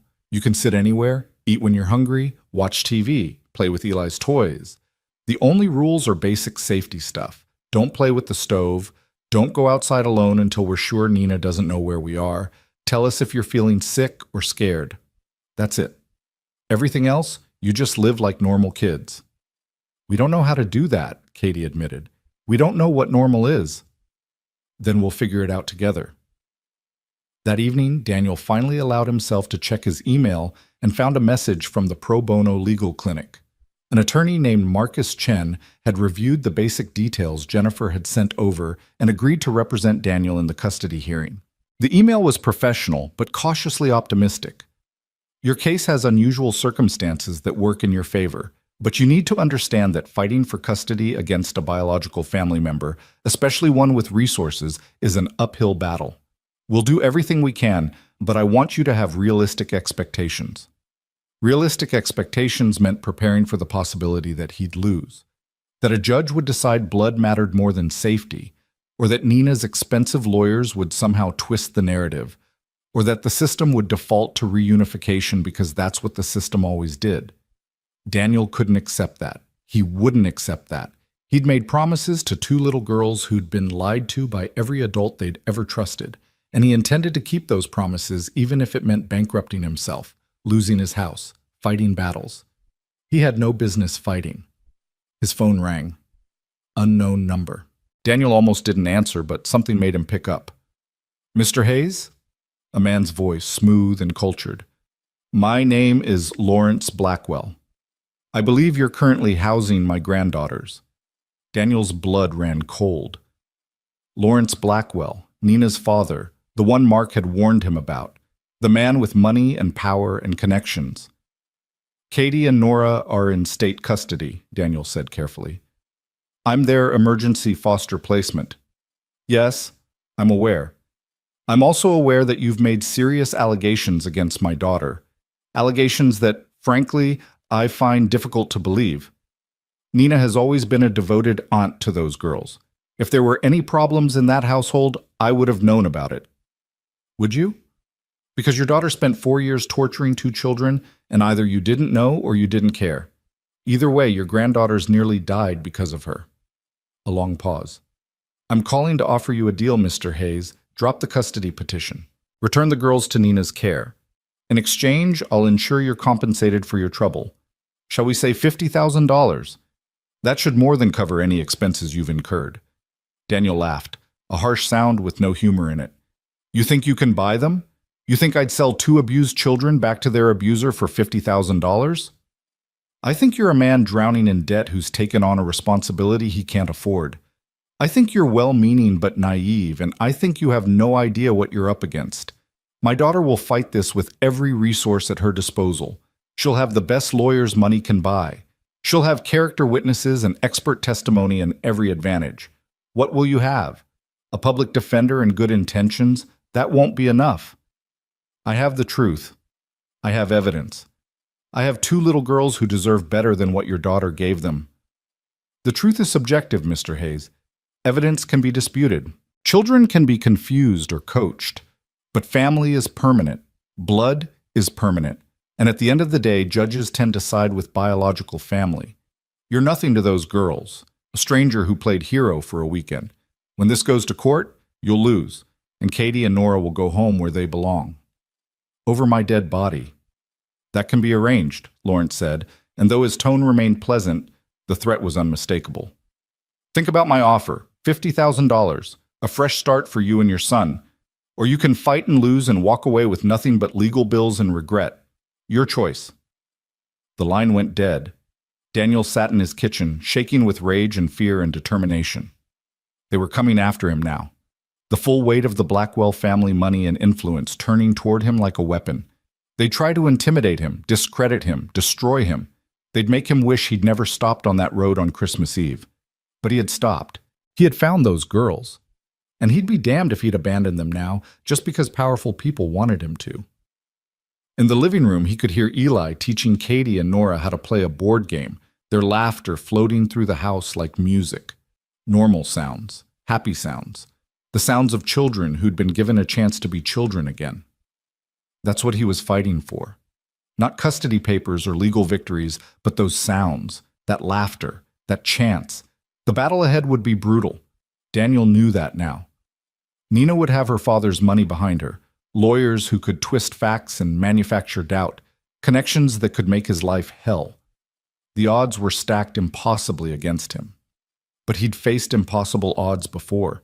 He'd watched his wife die and somehow found the strength to keep going for Eli's sake. He'd worked 3 jobs to pay medical bills that would never be fully paid. He'd survived grief and poverty and the kind of loneliness that hollowed you out from the inside. He could survive this too. He had to.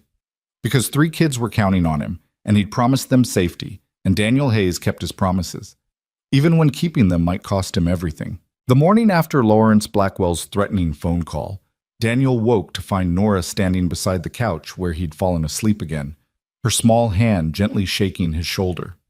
Pale winter sunlight filtered through the curtains, and for a disorienting moment, he couldn't remember what day it was or why his entire body ached like he'd been hit by a truck. Then memory crashed back. The custody battle.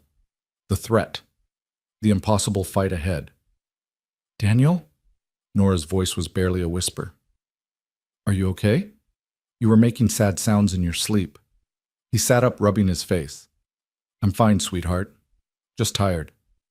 "What time is it?" 7:30. Katie's still sleeping, but I got hungry and I didn't know if I was allowed to get food by myself. The fact that she had to ask permission to eat in her own home, because this was her home now, temporary or not, made Daniel's chest tighten. "You're always allowed to get food. Always. If you're hungry, you eat. That's a rule here, okay? Nobody goes hungry in this house."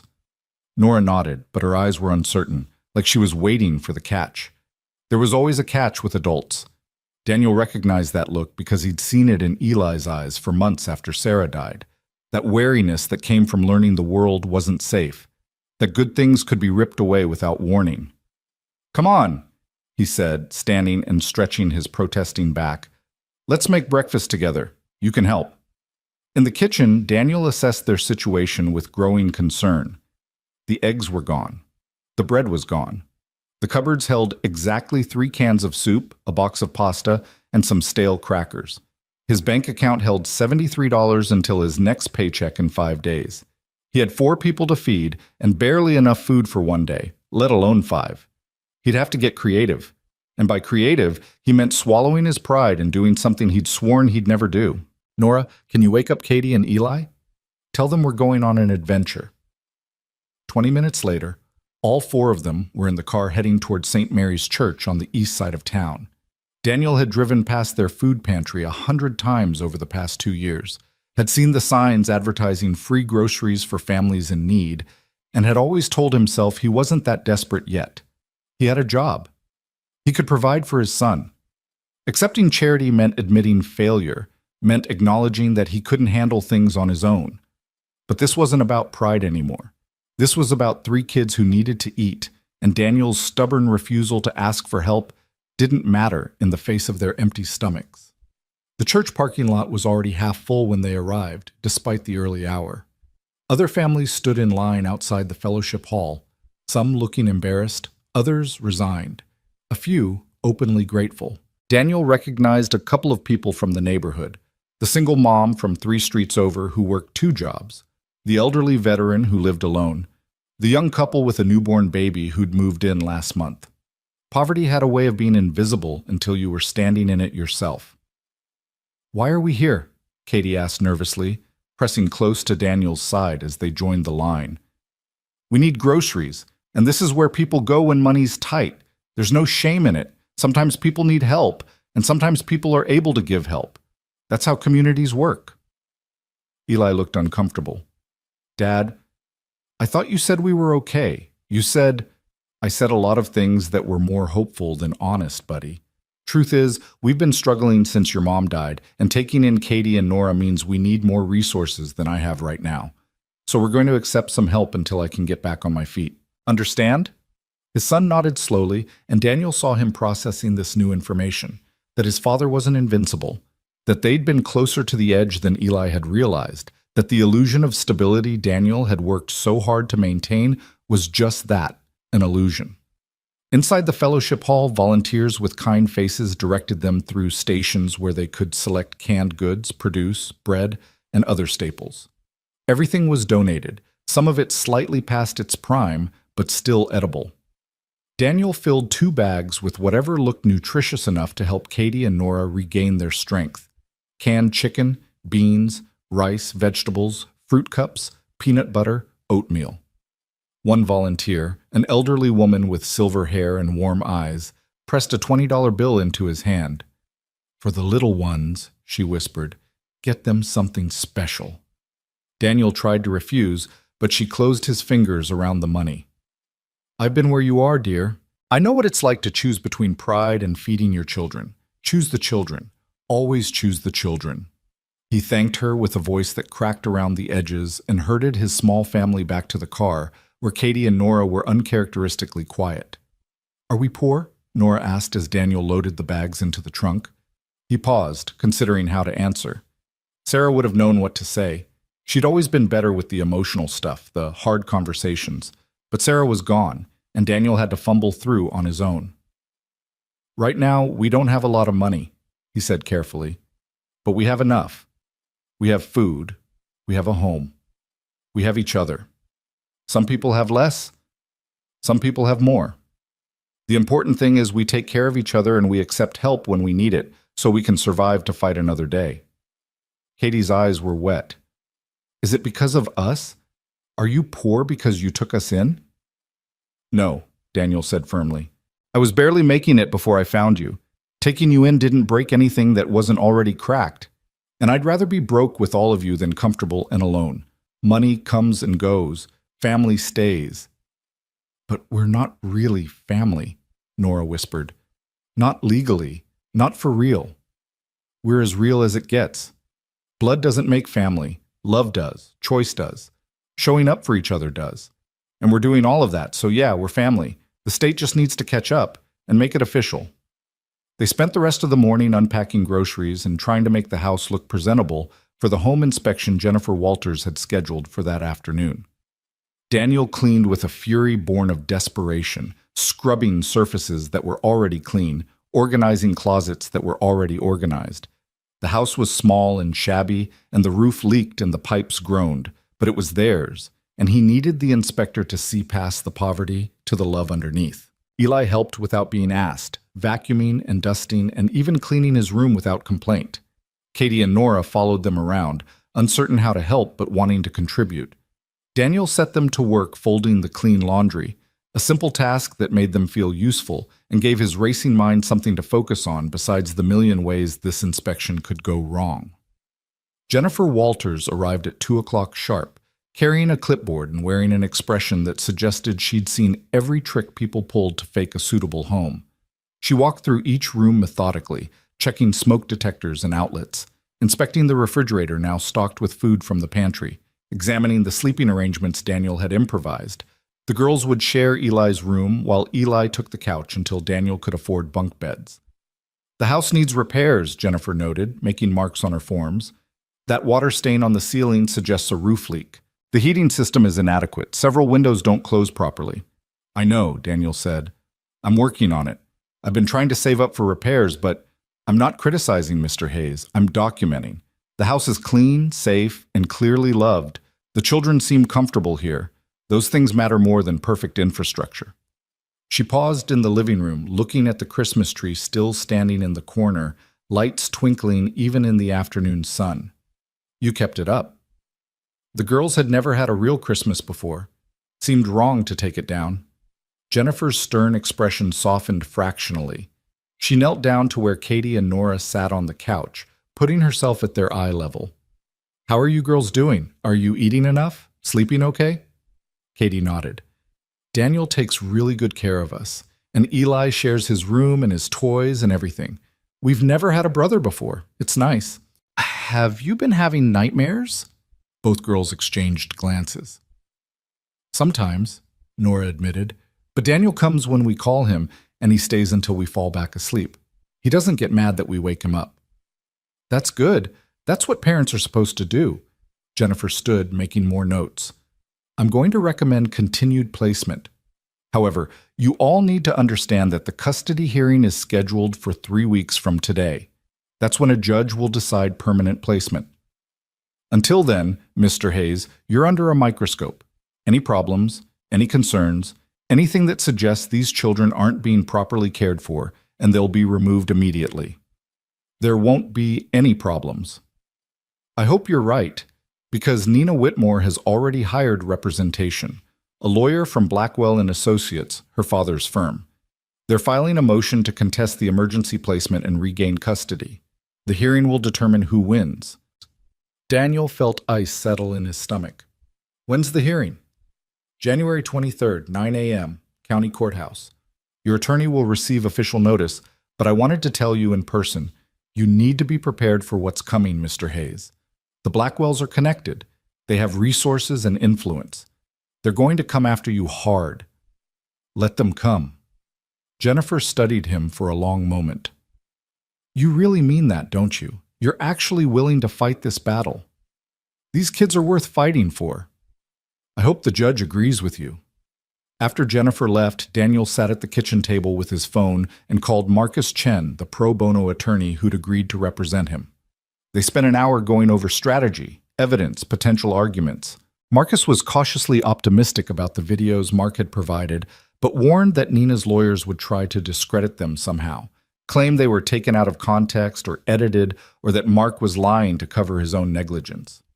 We need Mark to testify in person, Marcus said. Is he willing to do that? He said he was when he gave me the videos, but I haven't heard from him since that night.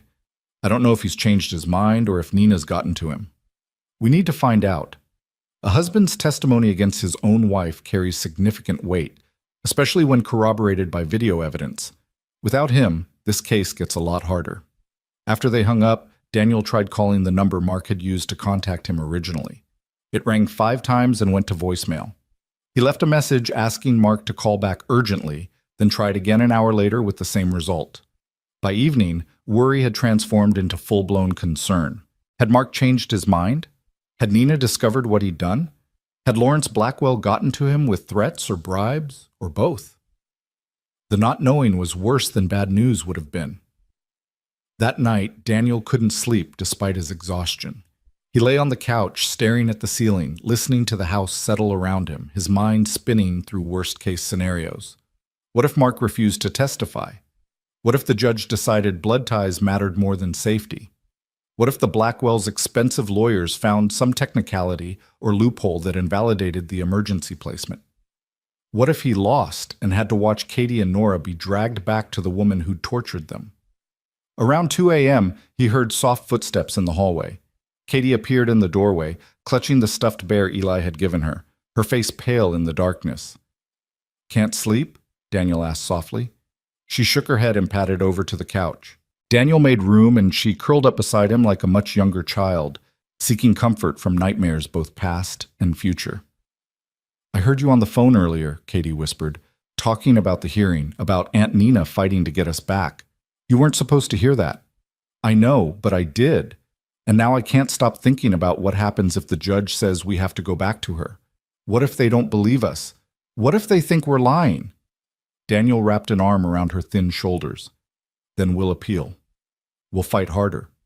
We'll do whatever it takes. But what if whatever it takes isn't enough? What if... Her voice broke. What if we end up back in that basement? What if this was just a dream and we wake up and none of it was real? Katie, look at me. He waited until she met his eyes. This is real. This family is real. Your safety is real. And I swear to you, I will not let Nina hurt you again. Even if I have to stand between you and every judge and lawyer in the state, even if I have to fight with nothing but my bare hands, I will protect you. Do you believe me? She studied his face in the dim light filtering through the windows, searching for lies or false promises or the kind of adult manipulation she'd learned to recognize. Whatever she saw must have satisfied her because she nodded slowly and rested her head against his shoulder. I want to believe you, she whispered.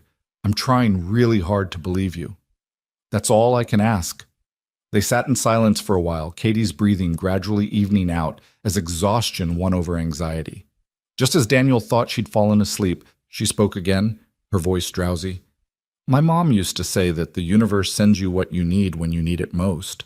She said that when she and Dad were really struggling, before Nora and I were born, someone helped them out of nowhere. Just showed up and changed everything. She said someday we'd be able to do that for someone else. Katie's eyes drifted closed. I think you're what the universe sent us. Our miracle. Daniel felt something crack open in his chest, some wall he'd built around his heart after Sarah died. You're our miracle too, sweetheart. You and Nora. You brought this family back to life. Katie was asleep before he finished speaking, her small body finally relaxing into the safety she was still learning to trust. Daniel sat there holding her, staring at the Christmas tree lights blinking in the darkness, and made a silent promise to Sarah's memory, to the woman who'd taught him what it meant to be a parent, who'd shown him that family was built through love and choice and showing up every single day. He promised he'd protect these girls the way she would have wanted. He promised he'd fight for them until he had nothing left to give. He promised he wouldn't fail them, even if keeping those promises destroyed him in the process. The next morning brought the pediatrician appointment Jennifer had mandated. Dr. Sarah Okonkwo was a woman in her 40s with gentle hands and kind eyes who specialized in working with traumatized children. She examined Katie and Nora with patience and care, documenting every injury, every sign of malnutrition, every indicator of long-term abuse. The girls cried during parts of the examination, not from pain but from the overwhelming vulnerability of being exposed, of having their suffering made visible and real. These children have been systematically starved, Dr. Okonkwo told Daniel afterward, her professional composure barely masking her anger. Their growth has been stunted. They have nutritional deficiencies that will require supplements and careful dietary management. The scarring on their bodies is consistent with repeated physical abuse over an extended period. This didn't happen overnight, Mr. Hayes. This was years of deliberate cruelty. I know. That's why I'm fighting to keep them away from the person who did it. Good. She handed him a thick folder. This is my full medical report, including photographs and detailed documentation of every injury. Give this to your lawyer. Any judge who reads this and still sends these children back to their abuser should be removed from the bench. But Daniel knew that justice didn't always work the way it should. He knew that courtrooms weren't about right and wrong as much as they were about who presented the better argument, who had the better lawyers, who could manipulate the system more effectively. The Blackwells had every advantage. All Daniel had was the truth. Sometimes the truth wasn't enough. That evening, as Daniel was preparing dinner, spaghetti with sauce made from the canned tomatoes from the food pantry, there was a knock at the door. He opened it to find a young man in an expensive suit holding a manila envelope. Daniel Hayes? Yes? You've been served. The man thrust the envelope into Daniel's hands and walked away before Daniel could respond. Inside were legal documents. A motion filed by Nina Whitmore's attorneys demanding immediate return of the children, claiming wrongful removal and defamation of character. A counterclaim against Daniel for kidnapping, unlawful imprisonment, and interference with legal guardianship. A detailed character assassination that painted Nina as a devoted aunt whose difficult charges had made false accusations as a cry for attention, and Daniel as an unstable widower who'd overstepped his authority in a misguided attempt to play hero. The paper cited Nina's clean record, her financial stability, her family connections. They included statements from neighbors who claimed the girls had always seemed well cared for, from a teacher who said Katie and Nora were simply high-spirited when they'd been enrolled in school 2 years ago. They even had a statement from a social worker who'd visited the home 3 years prior and found nothing concerning. It was a masterclass in manipulation, taking the same facts Daniel had and twisting them into a narrative where Nina was the victim and he was the villain. The Blackwell lawyers had worked fast and efficiently, building their case like a fortress while Daniel was still scrambling to understand the battlefield. Marcus called an hour later after receiving his copy of the motion. This is aggressive, even for family court. They're trying to intimidate you, make you back down before the hearing. Don't let them. We have stronger evidence than they know. What if it's not strong enough? Then we make it strong enough. I'm going to petition for Mark Whitmore to be subpoenaed. If he won't testify voluntarily, we'll compel him. And I'm requesting that the judge interview the girls privately, away from both parties. Children's testimony carries weight when it's clear they're not being coached. Nina will say, I've been coaching them. And we'll prove you haven't. Daniel, I won't lie to you. This is going to be ugly.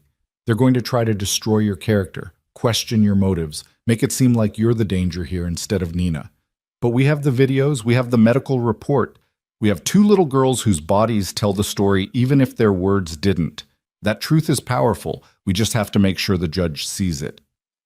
After Marcus hung up, Daniel sat at the kitchen table with the legal papers spread out in front of him, each page a reminder of how outmatched he was. The Blackwells were playing chess while he was barely grasping checkers. They had lawyers and money and connections and the entire weight of their family influence behind them. What did he have? A public interest attorney who was overworked and underpaid, a house that was falling apart, a bank account that was always one emergency away from zero. But he also had something they didn't. He had 3 kids who loved him, who trusted him, who believed he'd keep them safe. He had the moral high ground, even if the legal ground was shaky.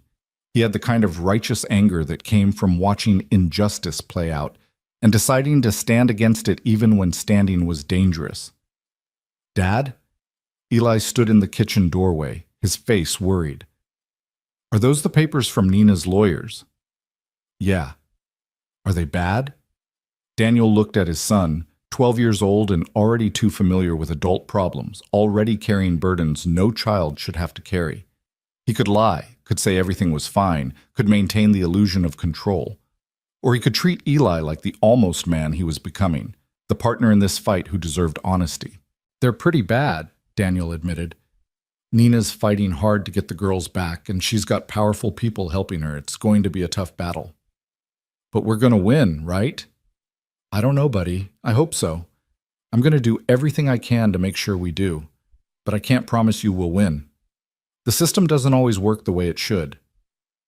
Eli was quiet for a moment, processing this. Then he straightened his shoulders in a gesture so reminiscent of Sarah that Daniel's breath caught. "Then we just have to fight harder than they do. We have to make them see that Katie and Nora belong here. With us. And if the system doesn't work right, we'll make it work right." The simple conviction in his son's voice, the absolute certainty that right would triumph over wrong because it had to, reminded Daniel why he was fighting in the first place. Not for legal victories or custody papers, but for this. For children who still believed the world could be good, who still had faith that adults could protect them, who still dared to hope despite every reason not to. "You're right," Daniel said. "We fight harder. All of us together." That night, after the kids were asleep, Daniel finally received a call from a number he didn't recognize. He answered cautiously. "Mr. Hayes, it's Mark Whitmore." Relief flooded through him. "Mark, I've been trying to reach you. I need to know if you're still willing to testify. The hearing is in 3 weeks, and my lawyer needs—" "I can't do it." Mark's voice was barely above a whisper, thick with fear. "I'm sorry. I want to help those girls. I do. But Nina found out I talked to you. She knows I gave you the videos, and her father, Mr. Hayes, Lawrence Blackwell, is destroying me.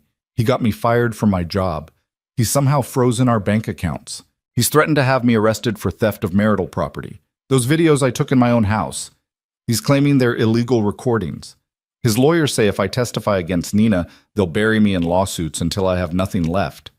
Daniel's heart sank. "Mark, those girls need you. Without your testimony, without you to verify those videos are real and unedited, Nina's lawyers will claim they're fake or taken out of context. You're the only one who can prove what she did." "I know, and I hate myself for being a coward, but I have a son, Mr. Hayes, a 12-year-old boy who's already watching his parents destroy each other. If I testify, if I go against Nina and her father, my son will be caught in the crossfire. Lawrence made it very clear what would happen. I'd lose custody, I'd never see my boy again, they'd make sure I was painted as an unstable father who abandoned his family. I can't risk my son. I just can't." "So you're going to let Katie and Nora go back to being tortured? You're going to condemn them to more years of hell because you're afraid? I gave you the videos. That should be enough." "It's not enough without you to authenticate them. Don't you understand? Without your testimony, those videos are just clips that could have been taken anywhere by anyone.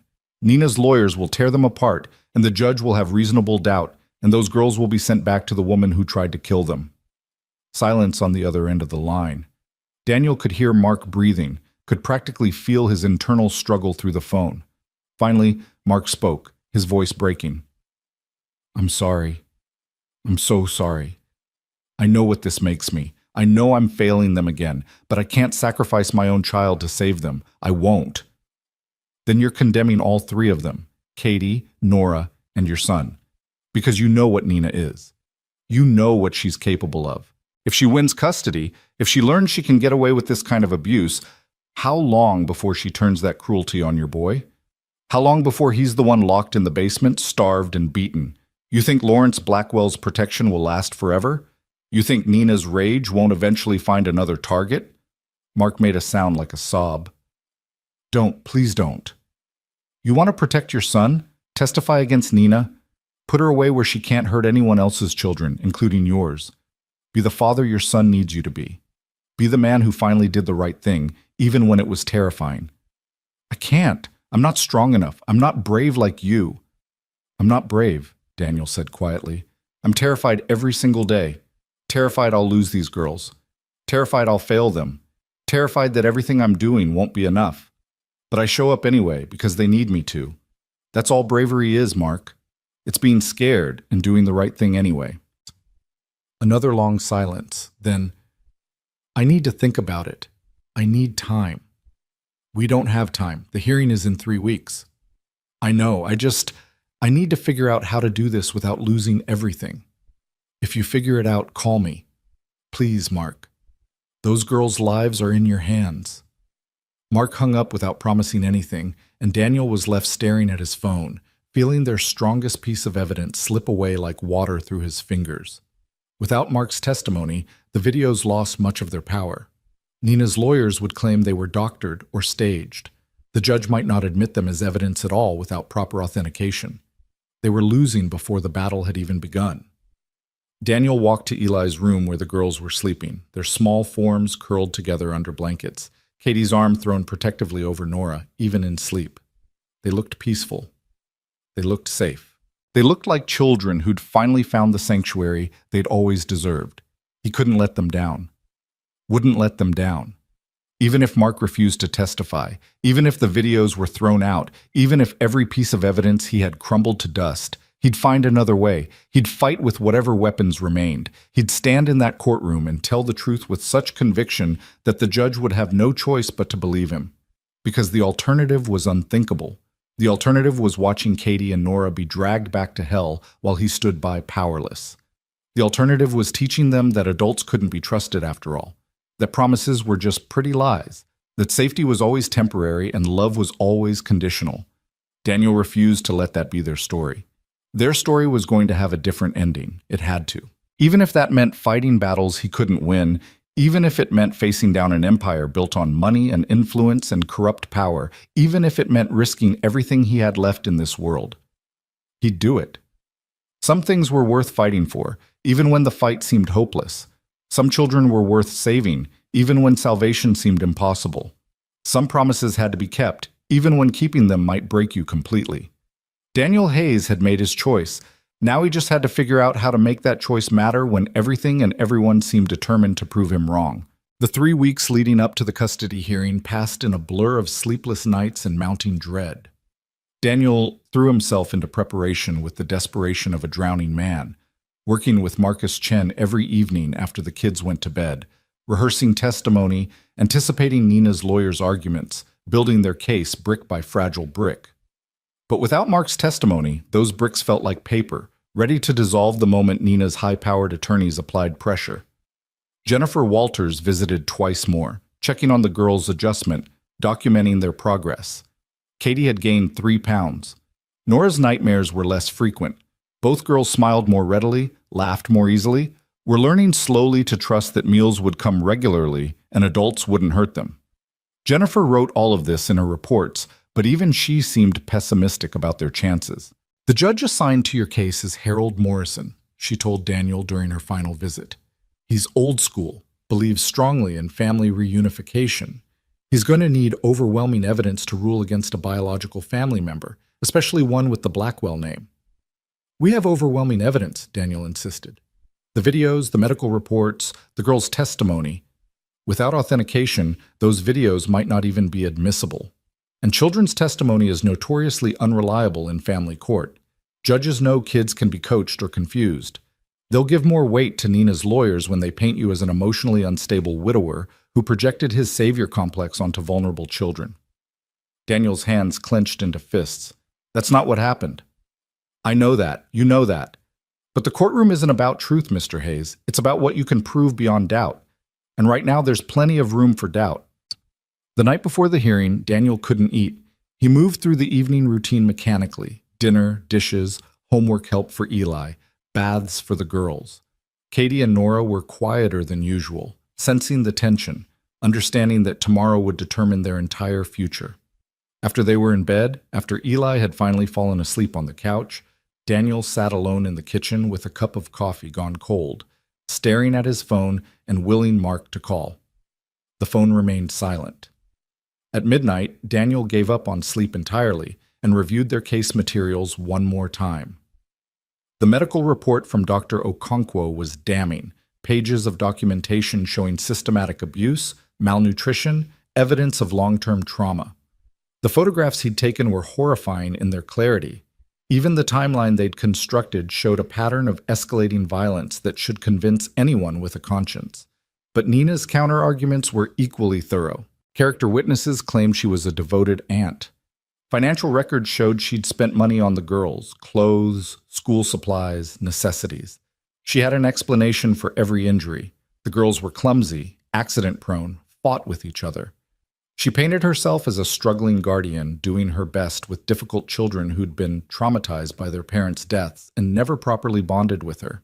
It was all lies, but they were convincing lies backed by expensive lawyers and the Blackwell family's sterling reputation in the community.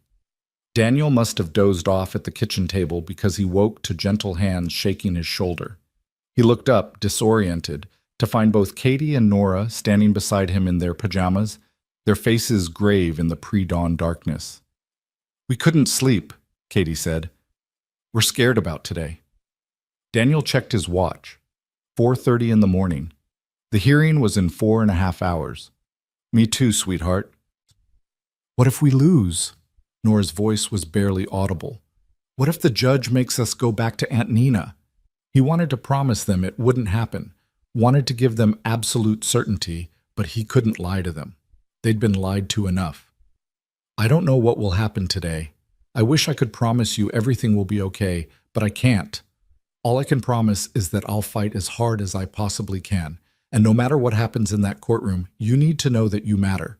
You're important. You deserve to be safe and loved. Don't ever let anyone convince you otherwise."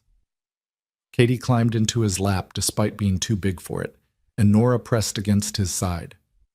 They sat together in the quiet kitchen while darkness slowly gave way to gray dawn. 3 hearts beating in sync, holding on to each other because it was all they could do. "I don't want to go back there," Katie whispered. "I don't want to be hungry all the time, and scared all the time, and hurting all the time. I want to stay here. I want you to be our dad for real." "I want that too, more than anything." "Then make it happen," Nora said with the simple faith of a child who still believed adults could fix anything if they tried hard enough. "Tell the judge the truth and make him believe you. Make him see what she did to us." If only it were that simple. If only truth automatically triumphed over lies.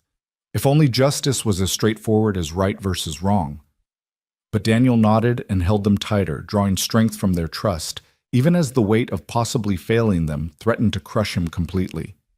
By 8 o'clock, they were all dressed in their best clothes, which for Daniel meant a suit he'd worn to Sarah's funeral, and for the girls meant dresses Jennifer had brought by from a donation center. Eli wore slacks and a button-down shirt that was already too small, evidence of how much he'd grown in the past year. They looked like a family heading to church instead of a courthouse, holding on to normalcy like a shield against what was coming. The county courthouse was an imposing building of gray stone and tall windows, with marble floors that echoed every footstep and made everyone speak in hushed tones. Marcus Chen met them in the lobby, carrying a briefcase that Daniel hoped contained enough ammunition to win this war. The lawyer's expression was professionally neutral, but Daniel could read the tension in his shoulders. "I got a call this morning," Marcus said quietly. "Mark Whitmore has decided to testify after all."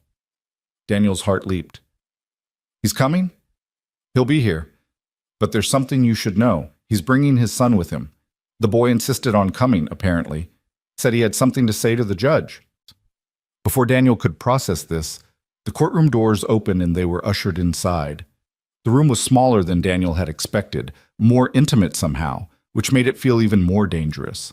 Wooden benches, an American flag, the judge's bench looming over everything like a throne. And there, on the opposite side of the aisle, sat Nina Whitmore. Daniel had only seen pictures of her before, surveillance footage on Mark's videos where she was usually mid-rage, her face twisted with cruelty. In person, sitting calmly between her two lawyers in an expensive navy suit, she looked nothing like a monster. She looked like a professional woman in her 40s, perfectly put together, the kind of person you'd trust to run a PTA meeting or organize a charity drive. Her dark hair was styled elegantly, her makeup subtle, her expression one of wounded dignity. The mask was flawless. Her eyes found Daniel across the courtroom, and for just a moment, the mask slipped. The look she gave him was pure hatred, a promise of vengeance that made his blood run cold. Then she turned away, whispering something to her lead attorney, and the mask was back in place. Lawrence Blackwell sat in the front row behind his daughter, a silver-haired man in his 70s who radiated power and old money. His presence was clearly meant to intimidate, to remind everyone that they were fighting not just Nina, but an entire empire of wealth and influence. Judge Harold Morrison entered, and everyone stood. He was exactly as Jennifer had described. Late 60s, stern expression, no-nonsense demeanor. He settled into his chair, adjusted his glasses, and surveyed the courtroom with eyes that had seen countless family tragedies play out and had learned to stay detached from all of them. Case number 2025 FC 8847, the bailiff announced. Emergency custody hearing regarding minors Katie and Nora Whitmore.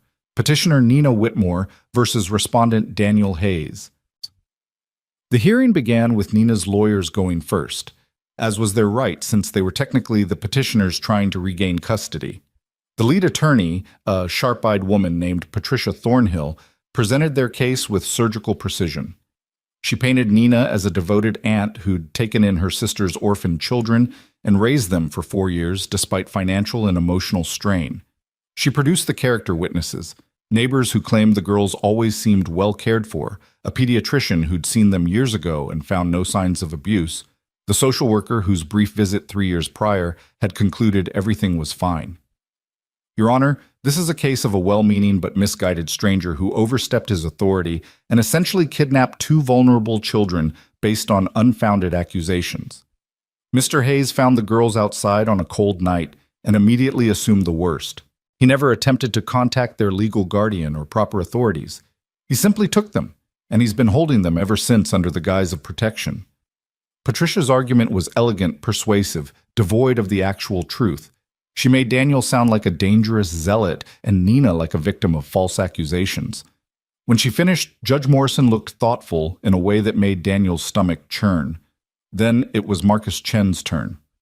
Your Honor, the reason Mr. Hayes didn't contact Nina Whitmore is because she's the one who threw these children out into a blizzard on Christmas Eve and told them not to come back. That's not an allegation. That's documented fact.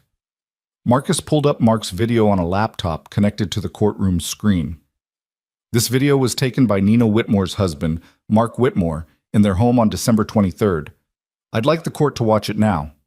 Patricia Thornhill was on her feet instantly. Objection. Without proper authentication and chain of custody, this video is inadmissible. We have no way of verifying when it was taken, where it was taken, or whether it's been edited. I have the witness who took the video here to authenticate it, Marcus said. Mark Whitmore is prepared to testify. Nina's head snapped toward the back of the courtroom, her composure finally cracking.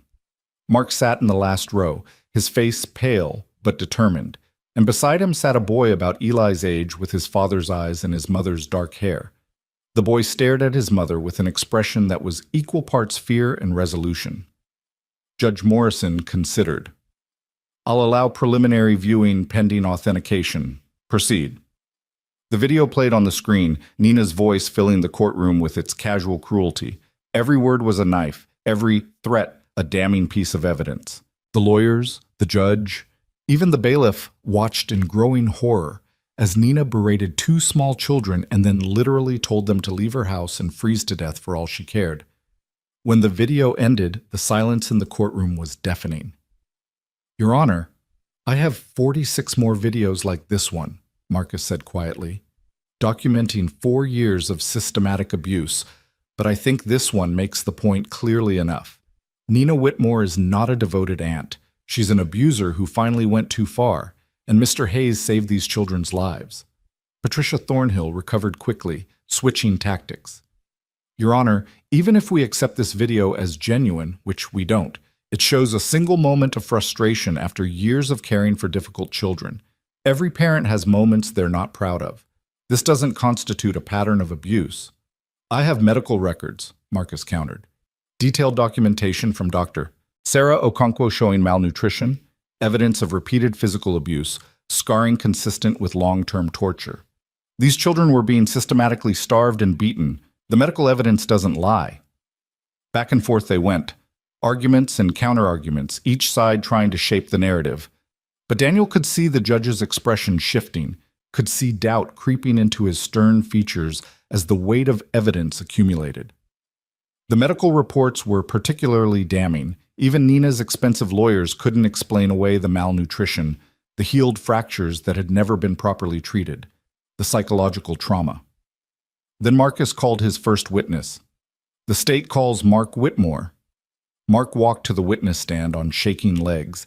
He looked like he hadn't slept in weeks, like the weight of his choices had physically aged him. After being sworn in, he sat down and finally met his wife's eyes across the courtroom. Nina's face was stone, but her hands gripped the table in front of her hard enough that her knuckles went white. Marcus led Mark through his testimony with careful precision. Yes, he'd taken the videos. Yes, they were unedited and genuine. Yes, he'd witnessed years of abuse and stayed silent out of fear and cowardice. His voice shook as he described watching Nina lock the girls in the basement, watching her withhold food as punishment, watching her strike them for minor infractions. He admitted he'd sometimes sneak them food when Nina wasn't looking, had sometimes left doors unlocked so they could escape their prison, but had never done enough to actually stop the abuse. "Why didn't you report this earlier?" Marcus asked. "Because I was afraid," Mark said simply. "Afraid of my wife's rage, afraid of her father's power, afraid of losing my son. I told myself the girls would be okay, that it wasn't as bad as it seemed, that I was protecting my own child by staying quiet. I told myself every lie I could think of to avoid doing the right thing. And then on Christmas Day, when I realized Nina had sent them out to die and was happy about it, I finally understood that my silence made me complicit, that I'd been failing my own son by teaching him through my actions that you can watch children suffer and do nothing, so I decided to stop being a coward." Patricia Thornhill's cross-examination was brutal. She implied Mark was lying to gain advantage in his divorce proceedings, suggested he'd doctored the videos to frame his wife, questioned his credibility as someone who admittedly stood by during alleged abuse. But Mark held firm, his voice growing stronger as he refused to back down from the truth. Then something unexpected happened. Mark's 12-year-old son, Jeremy, stood up from his seat in the gallery. "I want to talk to the judge." Judge Morrison looked startled. "Young man, this is not—" "Please," Jeremy said, his voice cracking with emotion. "Please, I have to say something. About my mom, about what she did." Nina's face went from pale to white. Patricia Thornhill tried to object, but Judge Morrison held up a hand.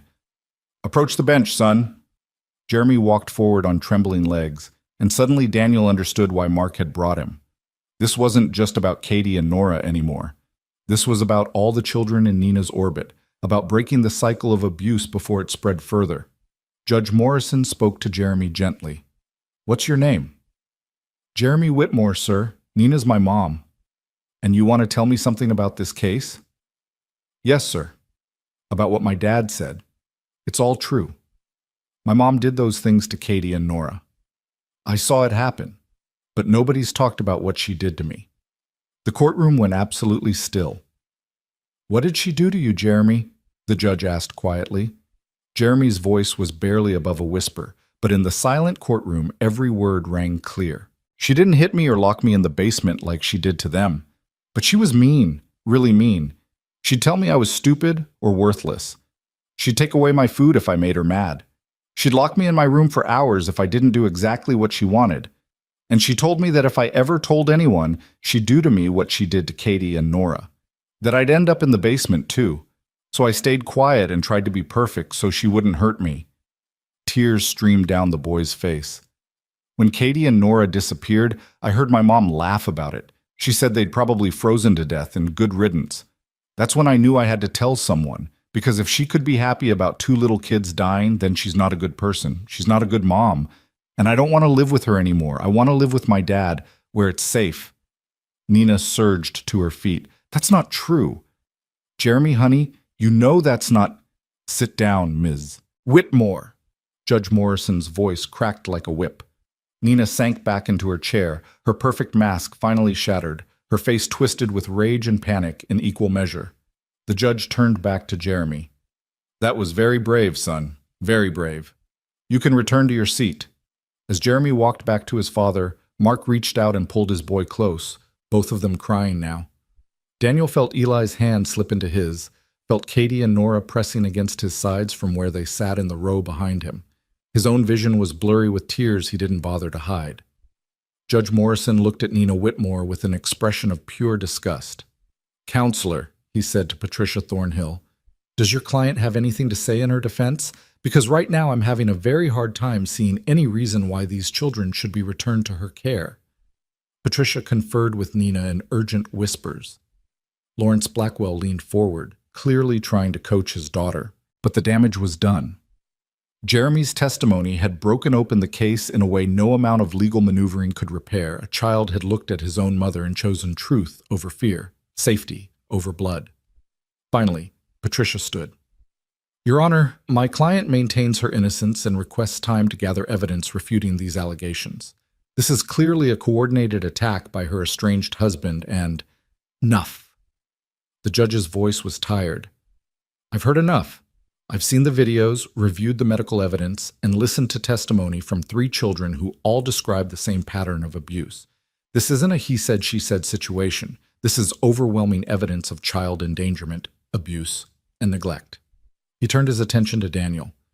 "Mr. Hayes, you violated proper procedure by not immediately contacting authorities when you found these children. Under normal circumstances, that would be grounds for removing them from your care. However, these are far from normal circumstances. You acted to save their lives, and the evidence suggests you were right to do so. The girls have thrived under your care in the few weeks they've been with you. They're gaining weight, healing emotionally, forming healthy attachments." Daniel held his breath. "But," the judge continued, "emergency foster placement is meant to be temporary.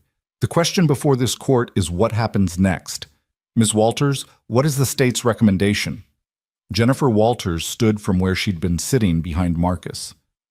"Your Honor, the state recommends permanent placement with Mr. Hayes.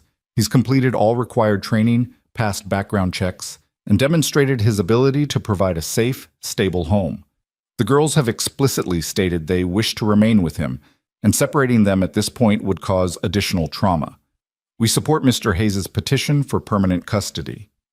Judge Morrison nodded slowly. "And what about you, Mr. Whitmore? What are your intentions regarding your son?" Mark stood, clearing his throat. "I'm filing for divorce and sole custody, Your Honor. I'm also prepared to testify in any criminal proceedings against my wife if the state chooses to press charges." "The state will be pressing charges," a new voice said from the back of the courtroom. A woman in a prosecutor's badge stepped forward. "Based on the evidence presented today, we'll be filing charges of child abuse, child endangerment, and attempted murder. Ms. Whitmore will be taken into custody immediately following this hearing." Nina made a sound like a wounded animal. Her lawyers surrounded her, speaking in urgent tones, but there was nothing they could do. The videos, the medical evidence, the testimony from 3 different children, it was insurmountable. Lawrence Blackwell stood, his face purple with rage. "This is a travesty. Judge Morrison, you're making a terrible mistake. My daughter is innocent, and I will use every resource at my disposal to..." "To what, Mr. Blackwell? To intimidate witnesses? To manipulate the justice system? I suggest you sit down before I hold you in contempt." The judge's voice was ice. "Your family's money and influence hold no weight in my courtroom. The only thing that matters here is the welfare of these children, and the evidence is clear that your daughter has systematically harmed them." He turned back to Daniel. "Mr. Hayes, I'm granting you permanent custody of Katie and Nora Whitmore, contingent on continued cooperation with the state and regular check-ins from Ms. Walters. The girls will remain in your care while Ms. Whitmore faces criminal charges. If you're found to be unfit at any point, this decision can be revisited, But based on everything I've seen today, I believe these children have found the family they deserve." The gavel came down with a sound like thunder, and just like that, it was over. Daniel couldn't move, couldn't breathe, couldn't process what had just happened. Behind him, Katie and Nora were crying, clutching each other. Eli was whooping with joy. Marcus was grinning and extending his hand for a congratulatory shake. They'd won. Against all odds, against money and power and influence, against a system that should have been rigged against them, they'd won. Nina was led out of the courtroom in handcuffs, her perfect composure finally destroyed completely. She screamed at her father, at her lawyers, at Daniel, promising revenge and ruin. But her words were empty now, powerless. She'd been exposed for what she really was, and no amount of money could erase that truth. Lawrence Blackwell followed his daughter out, shooting Daniel a look of pure venom. But even that didn't matter anymore. The fight was over. The children were safe. Outside the courthouse, Mark Whitmore approached them, Jeremy hovering nervously at his side. "Mr. Hayes, I need to thank you. I need to, for everything. For pushing me to do the right thing, for showing me what courage looks like." Daniel shook his hand. "You showed up when it mattered. That's what counts." Jeremy looked at Katie and Nora shyly. "I'm sorry," he said. "I'm sorry I didn't help you before. I was scared." Katie surprised everyone by hugging him. "You helped us today. That's what matters." The six of them stood together on the courthouse steps. 2 fathers, 4 children, a family forged through trauma and choice and love. Not related by blood, but bound by something stronger. By the decision to protect each other, to fight for each other, to show up even when it was hard. Marcus Chen had one more piece of news. "Mr. Hayes, there's something else you should know. The state conducted a full investigation into the girls' background after the emergency placement. They located the trust fund their parents established before their deaths. Nina never filed proper guardianship papers, so she never had legal access to it. The fund has been sitting untouched for 4 years, accumulating interest. Now that you have custody, that money transfers to you to be used for the girls' care." Daniel stared at him. "How much money?" "Approximately $470,000. The world tilted. "What?" "The girls' parents were successful before they died. They wanted to make sure Katie and Nora would be taken care of. Nina either didn't know about the trust or couldn't access it without proper legal guardianship. But now that you're their legal guardian, the money is yours to use for their benefit. Education, medical care, living expenses. Whatever they need." Daniel looked at Katie and Nora, at their thin frames still recovering from years of malnutrition, at their faces marked by trauma but lit now with hope. Their parents had tried to protect them even in death, had left them resources that Nina had never been able to touch. One final gift from people who'd loved them enough to plan for a future they wouldn't be there to see. "We can fix the house," Eli said excitedly, "and buy bunk beds and get new clothes and make sure Katie and Nora have everything they need to heal," Daniel finished, his throat tight with emotion. "Your parents loved you so much," he told the girls. "They wanted you to be okay. They wanted you to have a good life. And now you will." That evening, back at their small house that wouldn't be small for much longer, Daniel gathered all 3 kids in the living room. The Christmas tree still stood in the corner, lights twinkling even though it was late January now. They'd kept it up as a symbol of hope, of new beginnings, of the night that changed everything. "I want to tell you all something," Daniel said, looking at each child in turn. "When your mom died," he said to Eli, "I thought our family was over. I thought it was just going to be you and me, struggling through, trying to survive. I never imagined we'd be here, the 4 of us, together." He turned to Katie and Nora. "And you two, you've been through hell. You've been hurt and scared and made to feel like you don't matter, but you do matter. You matter so much. And I want you to know that this isn't temporary anymore. You're not foster kids or emergency placements or any other label. You're my daughters, for real, forever. If you'll have me as your dad." Both girls launched themselves at him, crying and laughing at the same time. "We already think of you as our dad," Katie said through her tears. "From that first night when you promised we were safe. We knew." Eli joined the group hug, and for a long moment, the 4 of them just held each other. A family made not by biology, but by choice, by love, by the decision to show up for each other when the world tried to tear them apart. Later that night, after the kids were finally asleep, all three of them piled together in Eli's room because they still felt safer that way. Daniel stood at the window looking out at the snow-covered street. He thought about Sarah, about how proud she'd be of the family they'd become. He thought about Katie and Nora's parents, about the trust fund they'd left to protect their daughters, even beyond death. He thought about Mark Whitmore, finding his courage when it mattered most. He thought about Jennifer Walters and Marcus Chen and Dr. Okonkwo and all the people who'd helped make this miracle possible. But mostly he thought about a Christmas Eve night when he'd almost kept driving, when he'd almost not stopped for what looked like shadows on the roadside. How close they'd all come to a different ending, a darker one, where two little girls froze to death and a broken family stayed broken forever. Sometimes Daniel realized the difference between tragedy and miracle was just the choice to stop, to see, to care, to act even when action seemed pointless or dangerous or impossible. He'd stopped that night because Eli had seen something and insisted they check. He'd fought for the girls because walking away felt like betrayal. He'd kept his promises because his word was all he had to give them. And somehow, impossibly, it had been enough. In the morning, they'd start planning their future. Therapy for the girls to help them heal, repairs for the house to make it a real home. Enrollment in school so Katie and Nora could catch up on the education they'd missed. All the practical steps that came after the dramatic rescue. But tonight, Daniel allowed himself to simply feel grateful. Grateful for 3 children sleeping safely under his roof. Grateful for a system that had ultimately worked despite its flaws. Grateful for people like Mark who'd found their courage, and Jennifer who'd believed in him, and Marcus who'd fought for free because it was the right thing to do. Grateful for second chances and new beginnings and families built from broken pieces. His phone buzzed with a text from Jennifer Walters. "I've been doing this job for 20 years. I've seen hundreds of cases, but I've never seen anyone fight for children the way you fought for those girls.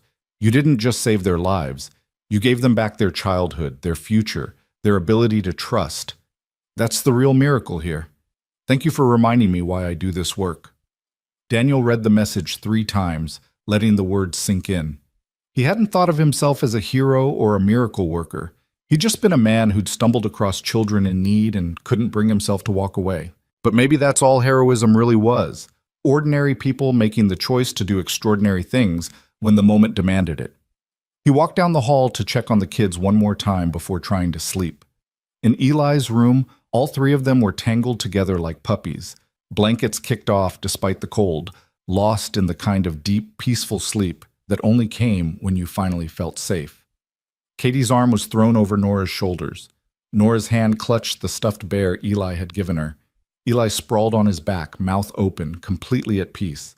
His children, his family. His impossible, miraculous, hard-won family. Daniel pulled the blankets back over them, kissed each forehead gently so as not to wake them, and whispered the words he said every night.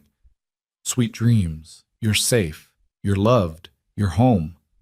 And for the first time in 2 years, Daniel Hayes felt like he was home too. Not just in a physical building with walls and a roof, but in the deeper sense of the word. Home is a place where people chose each other, where love wasn't contingent on biology or circumstances, where broken things could be mended and lost things could be found and families could be built from the wreckage of trauma. The road ahead wouldn't be easy. Healing never was. Katie and Nora would need years of therapy to process their trauma. There would be bad days and nightmares and moments when the past tried to drag them back. Nina's trial would mean more court appearances, more testimony, more reliving of terrible memories. The girls would have to learn how to be children again, how to play and laugh and trust without waiting for the other shoe to drop. But they'd face it together, as a family. With the resources their parents had left them, and the love Daniel and Eli offered freely, and the support of a community that had finally, belatedly, shown up to help. Outside, snow began to fall again, just like it had that Christmas Eve night that changed everything. But this time the snow felt different, not threatening, but peaceful. A blanket settling over the world, making everything clean and new. Daniel thought about calling it a Christmas miracle, but it was late January now. The holiday had passed. The decorations would come down soon. Life would return to normal, or whatever counted as normal for their patchwork family. Maybe it wasn't a Christmas miracle after all. Maybe it was just what happened when ordinary people refused to accept cruelty as inevitable, when they fought for justice even when the odds were stacked against them, when they opened their homes and hearts to children who needed saving. Maybe the real miracle was learning that families weren't defined by blood or biology or legal documents, but by the promises we make and keep, by the children we choose to protect, by the love we give freely even when we have nothing else left to give. Daniel Hayes had stopped on a snowy road on Christmas Eve because his son asked him to. He'd fought an impossible battle because two little girls deserved safety. He'd risked everything because some promises were worth keeping, even when keeping them might destroy you. And in the end, he hadn't been destroyed. He'd been rebuilt, stronger than before, part of something larger than himself. A father to 3 children who needed him. A family forged in the fire of trauma and tempered by love. A miracle that was really just the culmination of 1,000 small choices to do the right thing, even when the right thing was terrifying. As Daniel finally climbed into bed, exhausted but content, he thought about the road ahead and all the challenges still to come. But he also thought about 3 children sleeping peacefully down the hall, safe and loved and home. And he smiled, because sometimes, just sometimes, the universe sent you exactly what you needed when you needed it most. Sometimes broken people found each other and built something beautiful from their shattered pieces. Sometimes love was enough, even when logic said it shouldn't be. Sometimes, against all odds, impossible families survived and thrived and became the greatest miracles of all. In the morning, there would be breakfast to make and therapy appointments to schedule and a million practical details to manage. But tonight, for this one perfect moment, there was just peace and gratitude and the profound satisfaction of promises kept. Daniel Hayes had found 2 starving girls on Christmas Eve. But the truth that left him stunned wasn't about what he'd given them. It was about what they'd given him in return. A reason to fight, a family to love, a future worth building. That was the real miracle. That was the truth that changed everything. And as snow continued to fall outside, covering the world in white, inside a small house with a leaky roof and secondhand furniture, 4 people slept peacefully, held together by something far stronger than blood. They slept like a family. Because that's exactly what they were.